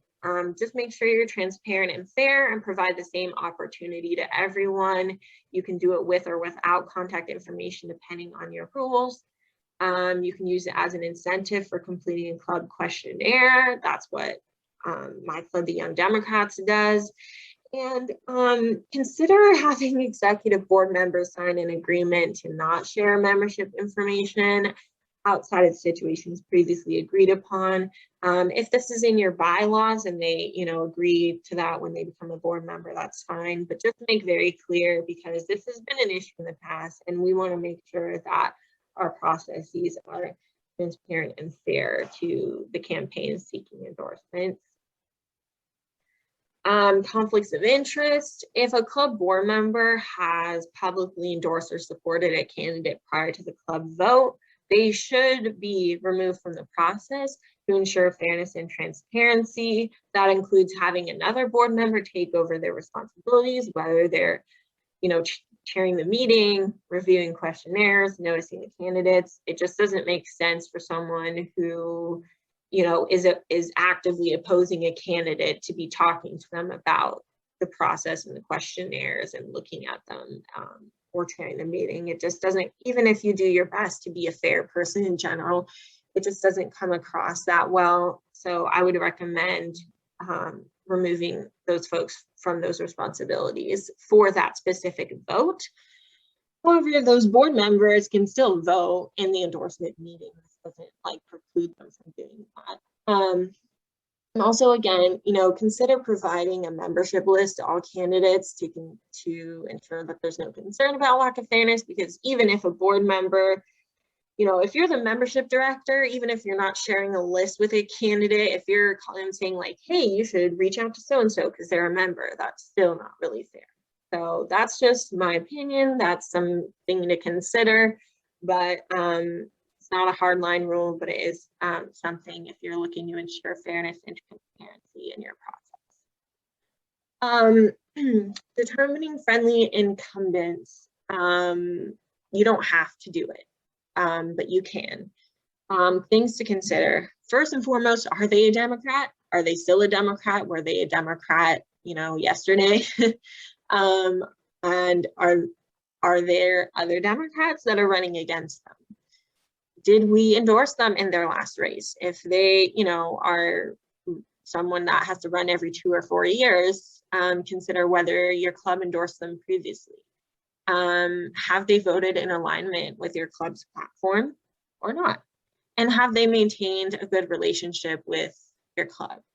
And also, I didn't mention it here, but if your questionnaire is the exact same questionnaire that they filled out before, maybe, you know, it's not necessarily helpful to their time or yours to fill out the exact same thing, but that's just something to consider as well. And again, friendly incumbents, you still need to notice the other Democrats, even if you're considering someone as a friendly incumbent. That's a party rule. And then determining priority races, things to consider. If you're a geographic club, is this in your region?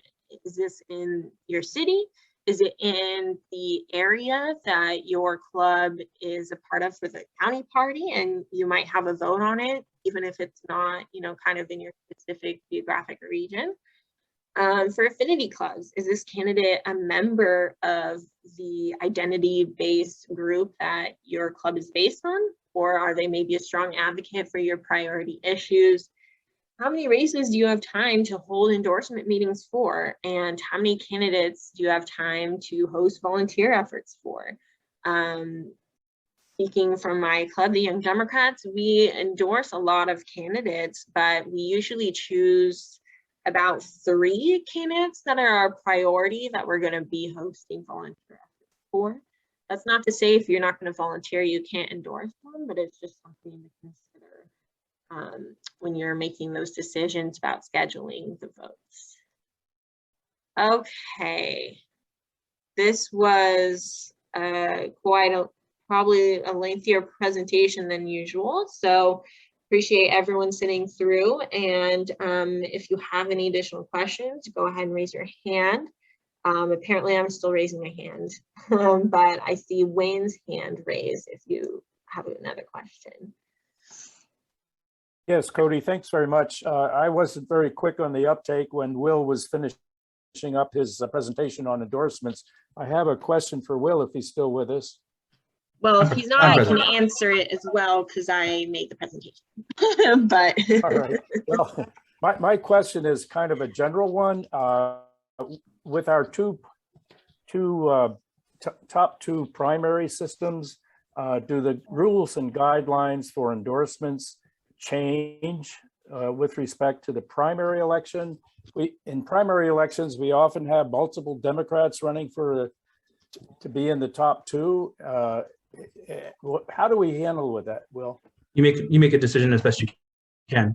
Some clubs do not endorse the Dem races, but it is important to note that the party's position and its official position is that we endorse in Dem races. So you do your best, you get to a conclusion. If your candidate doesn't advance and if you choose the wrong, or you choose a candidate that doesn't win the primary, you may reconsider the race in the general election. Most of our rules carry over. So if you choose a candidate that wins in the primary, your endorsement stands. But in general, there's no real distinction in terms of the rules. The party does support the club's autonomy to decide to endorse in a Dem race or not. Is it a better practice to consider the Democrats who are qualified and avoid an endorsement and rate them as qualified? I don't think it's better practice. So there is a real sort of spirit there. I understand the good spirit that people would want to avoid Dem conflicts, but the reality is it's really easy to become a Democrat. And so the party proper and the clubs are part of the process by which we sort out which of those Democrats might be best for elected office. And if we surrender that voice, then the only ones speaking are special interests and the Republicans, because the Republicans will never surrender that voice.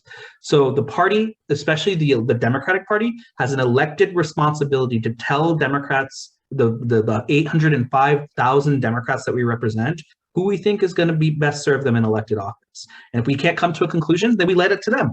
And in the end, they make the decision anyways. But we have the right to vet them, and we have the responsibility to give our best, or to do our best effort and determine, as you said, there are Democrats who are just not really not in line with our party's platform, and it's our responsibility to tell our Democrats that that's the case. Thank you. Thank you, sir. I have the president from. Sorry, Cody. You're good. Became chair again. Linda.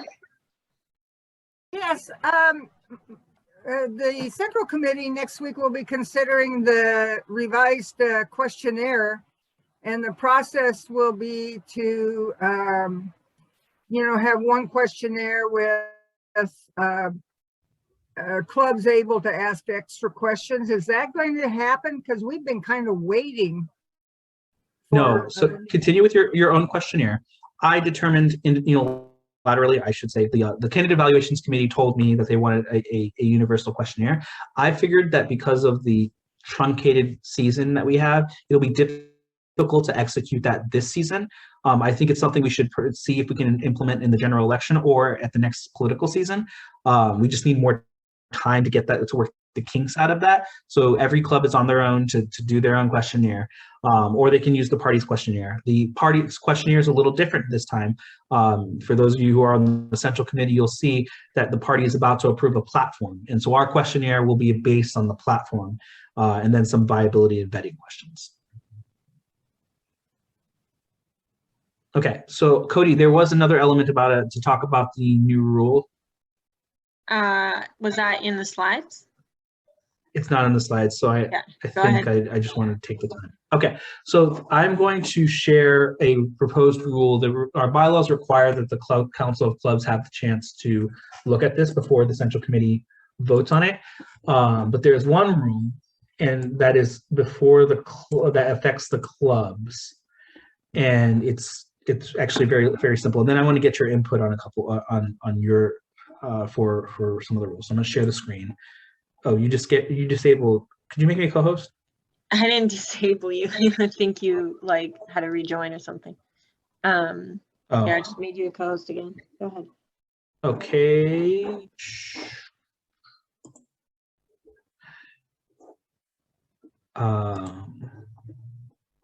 Okay, so this is the rule.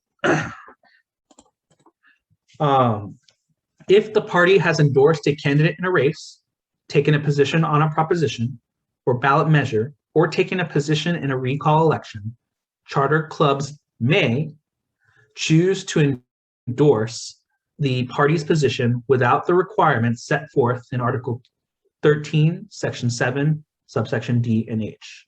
What this means is that once the party has made, so one of the problems that we have is like once the party has made an endorsement, clubs may want to follow our endorsement, or they may want to like endorse after the party. This gives you the option of just voting on the party's endorsement if you want. You can still do a form if you want to, but it gives you a shortcut if you just want to go with the party's endorsement. And we wouldn't have to invite all Democrats to that? Correct. So this is like this is meant to be helpful, right? It's not meant to be, you know, the party's already endorsed, it's vetted, blah, blah, blah. And if you want to endorse afterwards, you can do that, and you could like even take the entire party's endorsements and say the party endorsed X, Y, and Z, but we didn't take those races up. We can endorse. You can put it up for a club vote, and the club can endorse the party's endorsement without inviting anybody. So it allows you a shortcut. Does anybody have problems with this? It's a tool. It's not a mandate. I think it's a good rule. I would support it. All right, I see. Thank you, Mr. Dernitz. I don't see any other hands, so that doesn't look like it's too controversial. I will set the Central Committee is likely to pass it on Tuesday. Okay.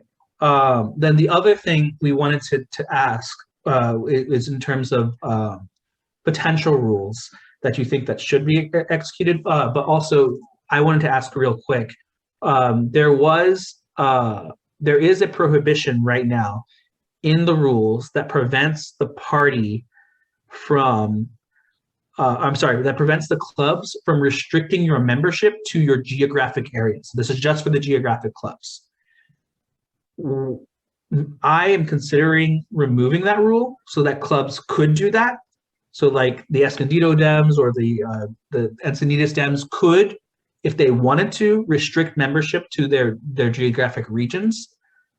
What do you all think about that?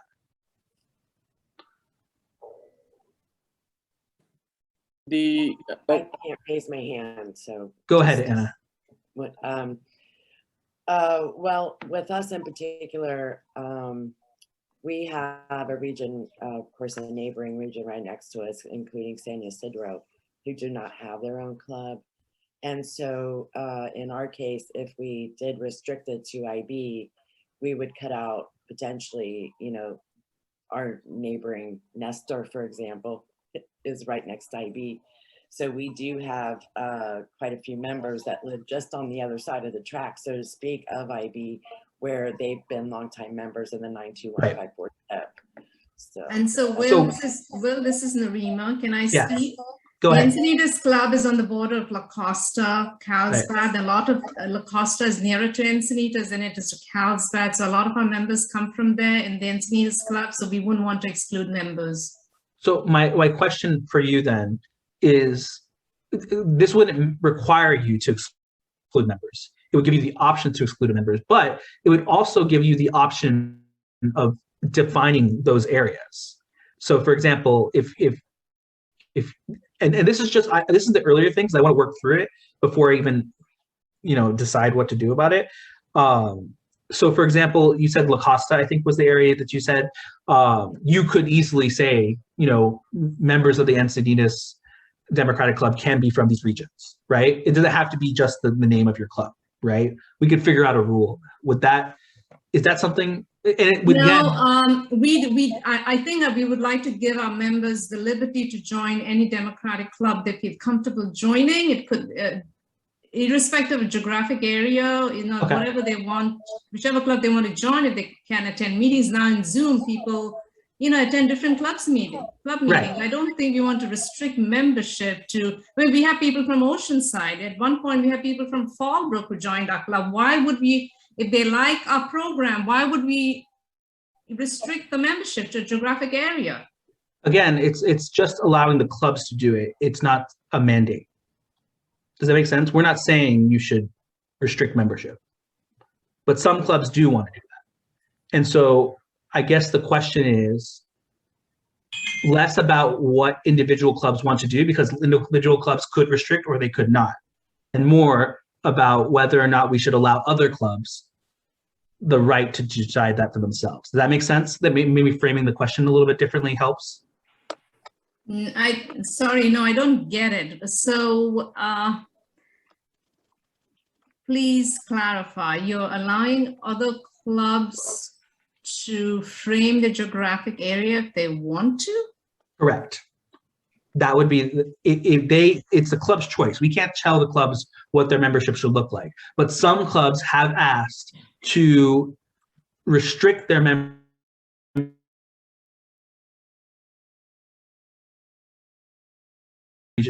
are coming in and changing their club's decisions and things like that. So there's a little bit of club, almost, it's not really stacking, but it's more like people from disinterested areas are coming in to their meetings. So they've requested, or they've tried to create rules to say, hey, we really want to be a club about, city X. We would like to restrict our membership to city X, but the county party's rules say that we can't do that. So it's not about your club specifically, individually. Your individual club can make your memberships as open or as restrictive as you want, as open as you wanted. This is about whether or not we would be able to allow other clubs the option of doing it. Does that make sense, Narima? Yes, yes. So that's a little bit different than like saying, oh, all the clubs, you choose your geographic region and that's your membership. Like, we don't want to do that because like that's more controlling. It's more about allowing clubs more autonomy to decide that if they want. So it changes the sort of framing. So I have Sinara Velasquez. Okay, so I actually had a question about the last point, but I will say that I completely understand why subclubs would want to do this, because I've seen over a number of years, you have a candidate that comes in, tries to get all their friends from all over the county to join, and I'm totally making this up, the Rancho Penasquitos. That's a real club. I should be picking one that doesn't have a club. The Otay Mesa Democratic Club, right? And you've got a bunch of people from Oceanside joining it because a certain candidate is trying to get more members to get the endorsement. So I absolutely understand why somebody, again, the Ocean Beach area, again, I'm just trying to make these generic examples, may say, hey, we're going to restrict it to people that are at the very least in our supervisor district. Because it has to be somebody that has a weight in our area. So I completely understand, and I also understand why plenty of clubs wouldn't want to do that, because we all want to have lots of members from other places. But I think it's absolutely fine to allow clubs because, again, I have seen this happen over and over again. So I understand the concern, and I understand why people want to do it. My question was actually to the last slide. Would you still have to give 14 days notice to your club to do a vote for the endorsement? Yeah, you still have to give the same notice requirements that Got you require in your bylaws, yes. Okay, that was my question. Then I Okay. like that one too. I like them both. Cool. I have trustee president, Cheryl Robinson. Thanks. I'm okay just being Cheryl in this space. My question is in relation to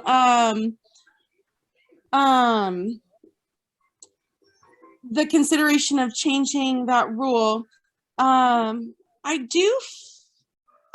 would potentially be okay with that, but my question is like right now, so I don't think anybody in the East area is in favor of the Stop Cottonwood Sand Mine, or of the Cottonwood Sand Mine. Most people are like talking about, are supporting the Stop Cottonwood movement, but I'm using this as an example because all the way over in Lemon Grove, like the dust can travel from Cottonwood clear out in Rancho San Diego, and it could potentially affect Spring Valley and Lemon Grove.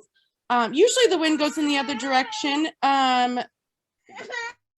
But it is, like I do feel like there should be some sort of like mileage radius because I think that there are things that people like I don't think they would necessarily think.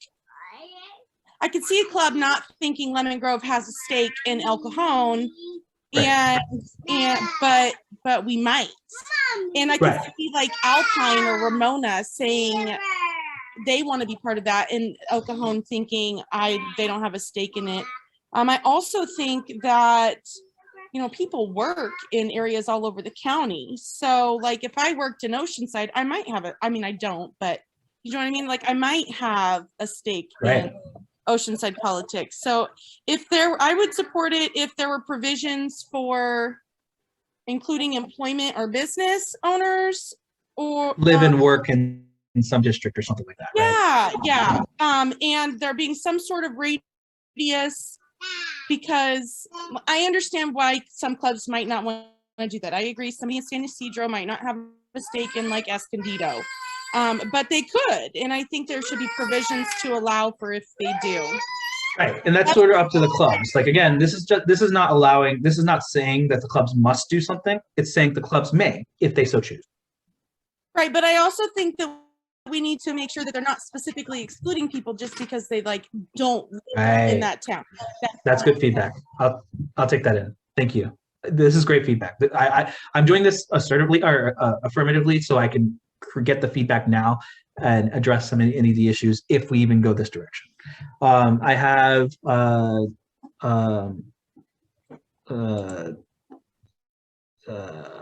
president from downtown Danny Avicia. Not anymore. I have Paula Hall. Yeah, I just wanted to, I appreciate what you're saying, Will, because I really do understand how frustrating it is when people come in and stack the vote, because that's ultimately what their goal is. But for instance, in my case, I'm a board member that for a school district that covers 4 different cities or 5, a bunch of different municipalities. And for me to be geographically excluded because it's important for me to be part of those clubs. That I just want. Well, I think wouldn't that live work sort of language include you? Right. If that's what the club endorsed, but it sounds to me like if you're leaving it up to a club to be able to kind of. No, we can do add those exclusions. That's where I'm concerned. We can right now. The rules are we have the rule. It must be open to all Democrats in the county. Right. Period. We could easily say you could exclude it to people who live and work in a region, which would address your concern, I believe. Yes, that would. Okay. The president from Escondido, Georgia.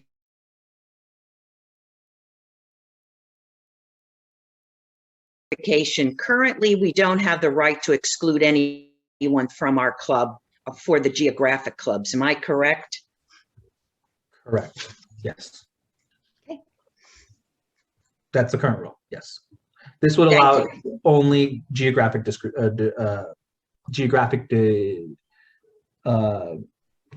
not exclusion, but you could restrict it to your geography, and we can make it so that little work is an exception I'm just trying to get all the feedback beforehand before I don't even care about this rule. It's something that was proposed to me, and so I'm trying to figure out how to work it if I were to even allow them. So thank you, Trustee Hall and Trustee Tomasi. Next, I have Mr. Durnix. Thank you, Will. I agree with everything that Sonara said earlier. I think it is right to give the clubs the option to decide what their community of interest is. I feel very, very strongly that it's the right decision to make. Thank you, sir. The President of the Progressive Dems, Kevin Lorenz. Yeah, I would just say that I would definitely support this rule, though I would ask that it also have a provision for recognizing geographic chapters for affinity clubs. It would be nice if, like, you know, if like Progressive Dems and the Veteran Dems and any other countywide club that decides to go with the chaptering process, it'd be nice if like the chapters could actually have some autonomy with members living in those geographic areas. So let me ask for some more information. What you're suggesting is to allow the geographic areas to restrict their membership if they wanted correct. to? Okay. Yeah, because and then I know that there's like another provision in the bylaws that says like you can't block any portion of your members from voting on like anything, which has been the main reason why chapters don't really have any autonomy on that. Right. Okay, well, I'll look into that because I don't know about that provision, but I'll look into that. So I have Rob Howard, our executive board member from the 76th. Yes. By the way, I don't know if you saw one of the maps from the state, Rob, but we may very well be in the same assembly district. There's a crazy map that has it from like Oceanside to downtown. It's crazy. Yeah, that's don't get me started on that one. No, on this one, I just want to throw out something for the club presidents to think about it. Because I think a lot of it has to do with Zoom. Because I am able to make a lot of meetings on Zoom, I have a number of memberships, and it's really a way to donate to the party. So that I think that should weigh in, and because I think part of this issue is going to solve itself once we're back to in-person meetings. Right. Because if I have restrictions on I can't vote if I miss 2 meetings, and you're in the South Bay, I'm in the North, I think it'll kind of fix itself. But for me, because of Zoom, it was an easy way to donate to the Democratic Party directly to the clubs. That's a good point. 100% good point. Thank you for bringing that up. And then I have Danny Abishagan. Sorry, I was pulled off earlier. I pressed the wrong button. Can you hear me? Yes. Okay, great. I just would say I don't support this at all. I just think it's exclusionary. It gives the option to be exclusionary, and so therefore, you know, we want more inclusionary policies, and so unfortunately, I wouldn't support this. Okay. Although it's not exclusionary, can someone else, El Cajon, vote in downtown elections? Well, I mean, you know, we have a lot of people. It's a rhetorical like, for example, question. The answer is okay. no. Thank you. Right. No, I get what you're saying. Thank you. Gotcha. All right. All right. You're my boy, Danny. Don't worry about it. Just wanted to make sure that we had a rhetorical exchange. All right. Is there that is all I have. Thank you, Madam Director, for allowing me to get that feedback so I can better write rules for your clubs. Absolutely. Are there any more questions on this or any other aspect of what we presented today? I have Michelle. Oh, sorry, Michelle, I see your hand raised.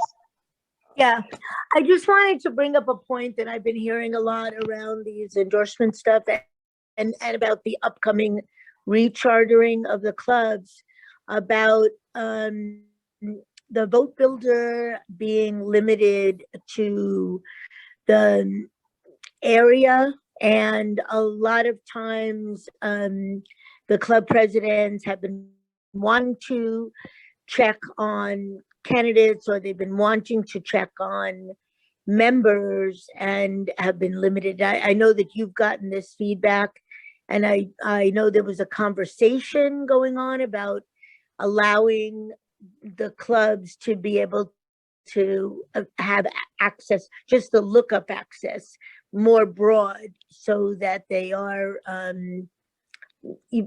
being able to be independent about checking out people's party status or contact them.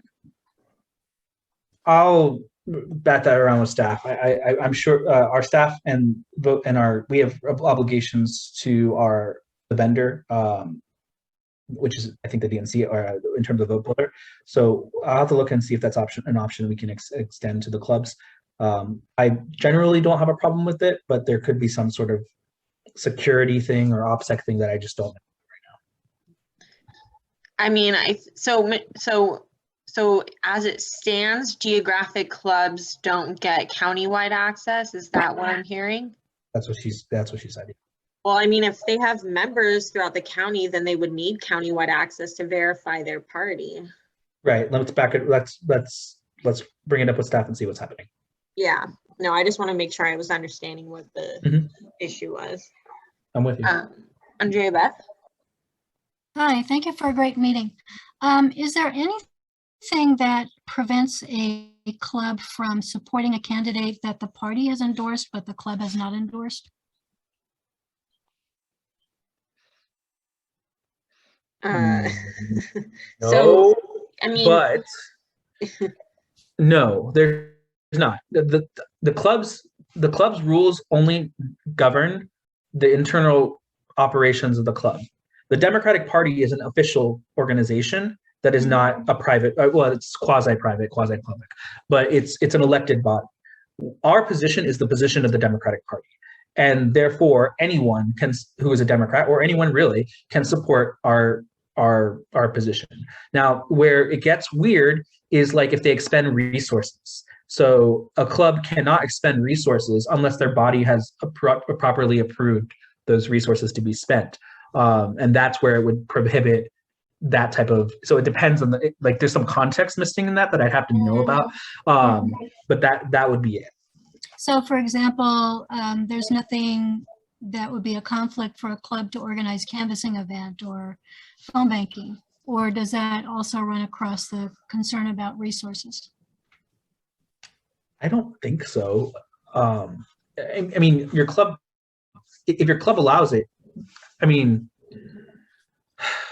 it depends on your club's rules, really. Like if your club doesn't have a rule on that, it's fine. The party will invite people whoever we can to help with getting our word out, our message out. So we have no interest in.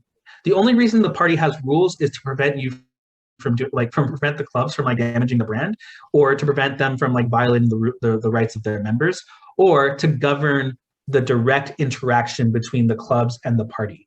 And the party has no rule preventing interaction from the clubs to our endorsed candidates. Okay, wonderful. Thank you.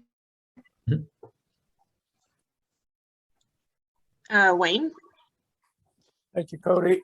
So regarding Will's second proposal, that would allow clubs to identify a community of interest geographically, but also allow other party officials, for example, to be eligible to join if they wish. It's not exclusive to geographic area, but it can also include party officials, state officials, what have you, or elected representatives.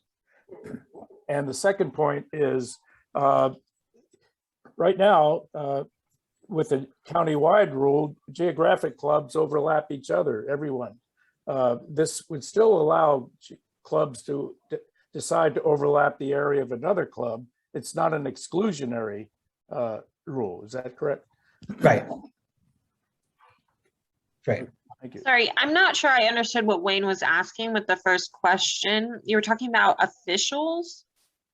Well, yes.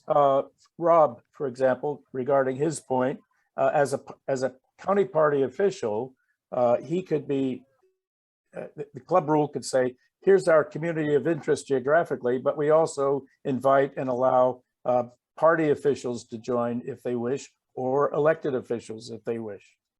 Yeah, you could do that. That would be an exception to your exclusion. Yeah, that would be fine. Will, I just want to see if this because we've been talking about membership, but like, could this allow, for instance, a situation where you can say anyone can become a member, but if you're not in this specific area, then you're a non-voting member? Right. We would have to craft the rules so that if you wanted, so for example, perhaps you want to continue to allow people to be associate members, which allows for you to raise money from them and for them to participate in the process, but maybe not have a vote.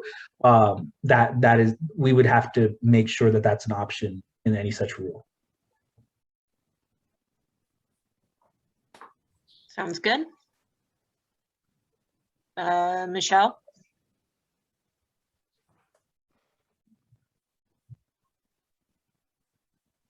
You're muted, Michelle. Thank you for the unmute. I wanted to clarify. So would that be a rule that it wouldn't allow them to do it? I thought it would just be a rule that would allow the club, if they chose to limit it. But if they wanted to keep it open, they would still have that as an option.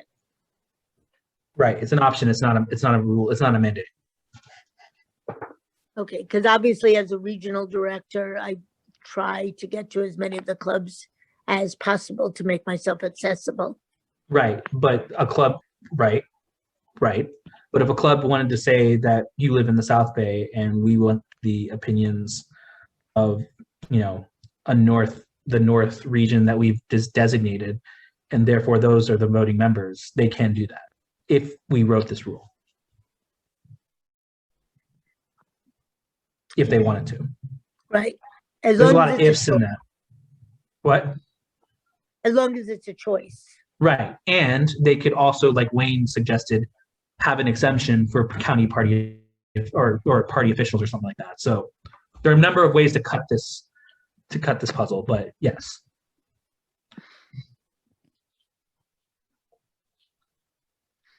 Narima? Yes, Will. I don't understand why we need to have a rule. Can't clubs do this through their bylaws? If each club feels threatened about the stacking of voting, can they not do that in their bylaws? Why do we have to have a rule at the county level? Because we have a rule against it. There is a current rule that means that clubs cannot in any way restrict their membership, period. If they are a Democrat or an aspiring Democrat, they must be allowed membership into every single club, period. So this would be allowing you to only like create to one of two things, either create like some sort of voting membership to like so that you can only get the opinion of the area that you designate or the community of interest that you designate, or two, so that's one. That's it actually. There's not two. Or, oh yeah, the second part is to create different levels of membership, like where, this community of interest can be voting members and anyone who's not in that community is an associate or something, which clubs do have for non-Democrat. Right. Again, this is not a mandate. It is an option. We're loosening a rule, not tightening it. Did you say what? I'm sorry. No, I didn't know. Oh, okay, cool. Did I answer your question? Yes. It took me a little bit to get on the page, but yes, I understand. Now, I think we're good. Okay. Thank you, Madam President. I'm not seeing any other hands.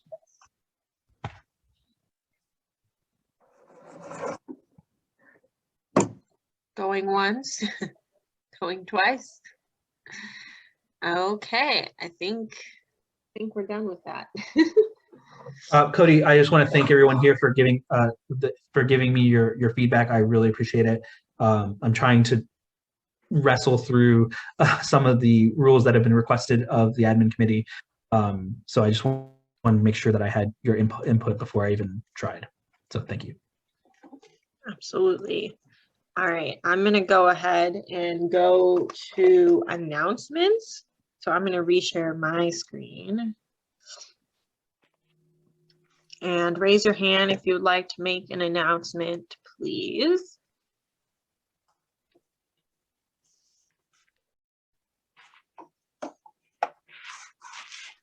I put 1 minute on the clock. Bear with me as I attempt to spotlight folks. Let me know if I messed up. I see Kent first, whenever you're ready.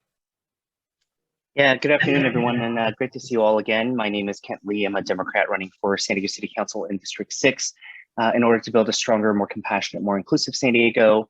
I think I've shared before, I am also the Executive Director of Pacific Arts Movement, which happens to be planning the San Diego Asian Film Festival coming up October 28th through November 6th this year. And I've been a candidate that has, I believe, the depth of community support and experience that we need at City Hall.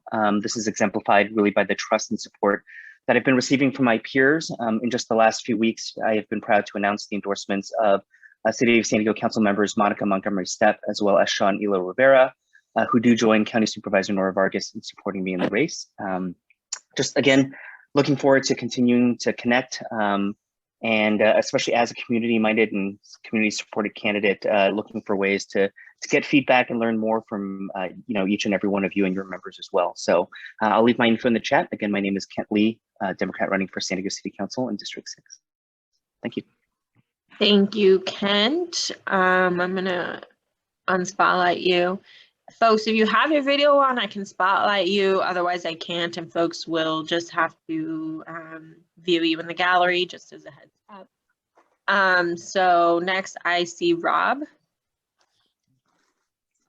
Yes, I just wanted more so of the information for the group that we're going to be talking about at Central Committee, the party platform, and I'll be sending in comments on the education area that we have stronger language around targeting funding to underperforming schools and students. One of the issues that we find is Prop 209 has been used as an excuse not to support African-American and Native American students who are the lowest performing based on a number of different metrics. So, and as a comparison is to think about it, if you're an ESL student, there's $7,000 per student that goes to the school. Well, if I am the lowest performing student, then I need $7,000 or $10,000 or $5,000. A parent that has resources is better able to support their students. Just wanted to talk about the fact that we are having a discussion on the platform, and so I'd ask for the support on the education piece. Thank you, Rob. And I see Nadia. Hi, everyone. I'm just reaching out to everybody to inform you that we're going to have a Battle of the Bay softball game in between all these South County regional clubs. That includes Imperial Beach, Coronado, Chula Vista, and East Lake Bonita Dems. We are inviting anybody to come out and participate. It's just a way for us to kind of bond. We're also going to make it a fundraiser for a at-need nonprofit in South Bay. We just haven't agreed on it yet. As soon as we agree, I'll come back and do it. We're very excited to get it up and running and kind of gather together, and we invite anybody to join the team. I'm putting in my official request now for you to join the East Lake Bonita Dem Club, only because our average age is about 70 and we really need players. Thank you. All right. Narima? Yes, hi, I'm the president of the Encinitas North Coast Democratic Club. Just a quick announcement, November 6th at our club meeting, we will have Mike Levin, Congressman for 49 districts, speaking. So if any of you have questions for him regarding the oil spill, we are welcome to join our meeting. It'll be the Zoom link will be should be posted on the SDCDP calendar. We will also have Dr. Cody Peterson, who's going to be speaking on politics for environmental change. Politics for environmental change. So that's it, 12:30, November 6th. Thank you.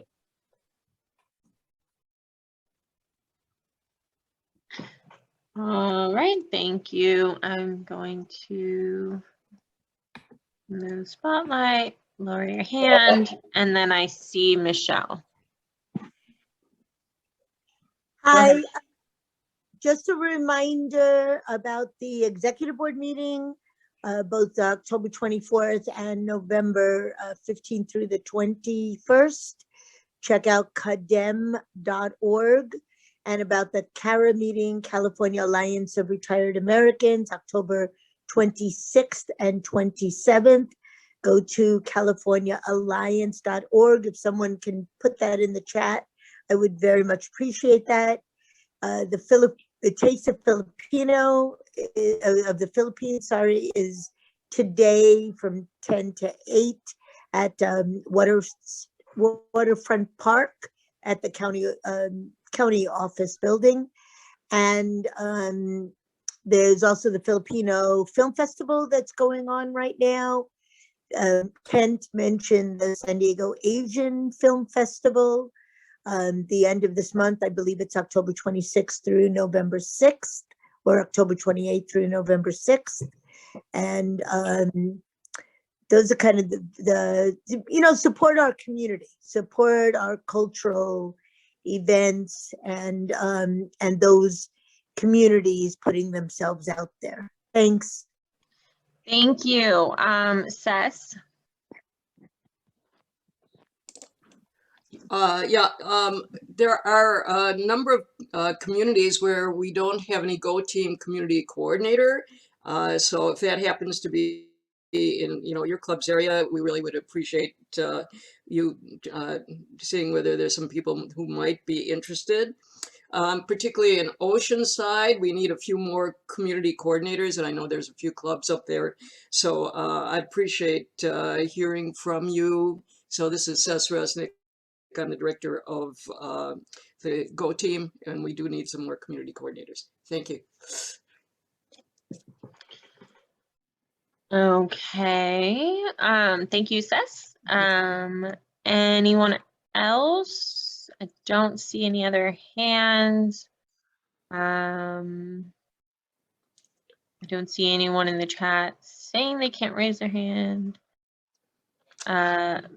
Michelle, are you raising your hand again, or was that? Yeah, I'm sorry. I thought he was on, so I wasn't, I thought Rob would say something, but Oceanside is very likely to have a recall election coming up very soon. I just want to put it on people's radar. October 22nd is the very last day that the Register of Voters is verifying signatures right now, and they'll have it returned by October 22nd. So I just, I know Eric Joyce is the only Democrat I've heard running in that race. And so I just want to put that on people's radar because it will be coming up. And also remind people there is a November 2nd election in both San Diego School District and the La Mesa City Council race. That's all. Okay, thank you. Do we have anyone else who wanted to make an announcement?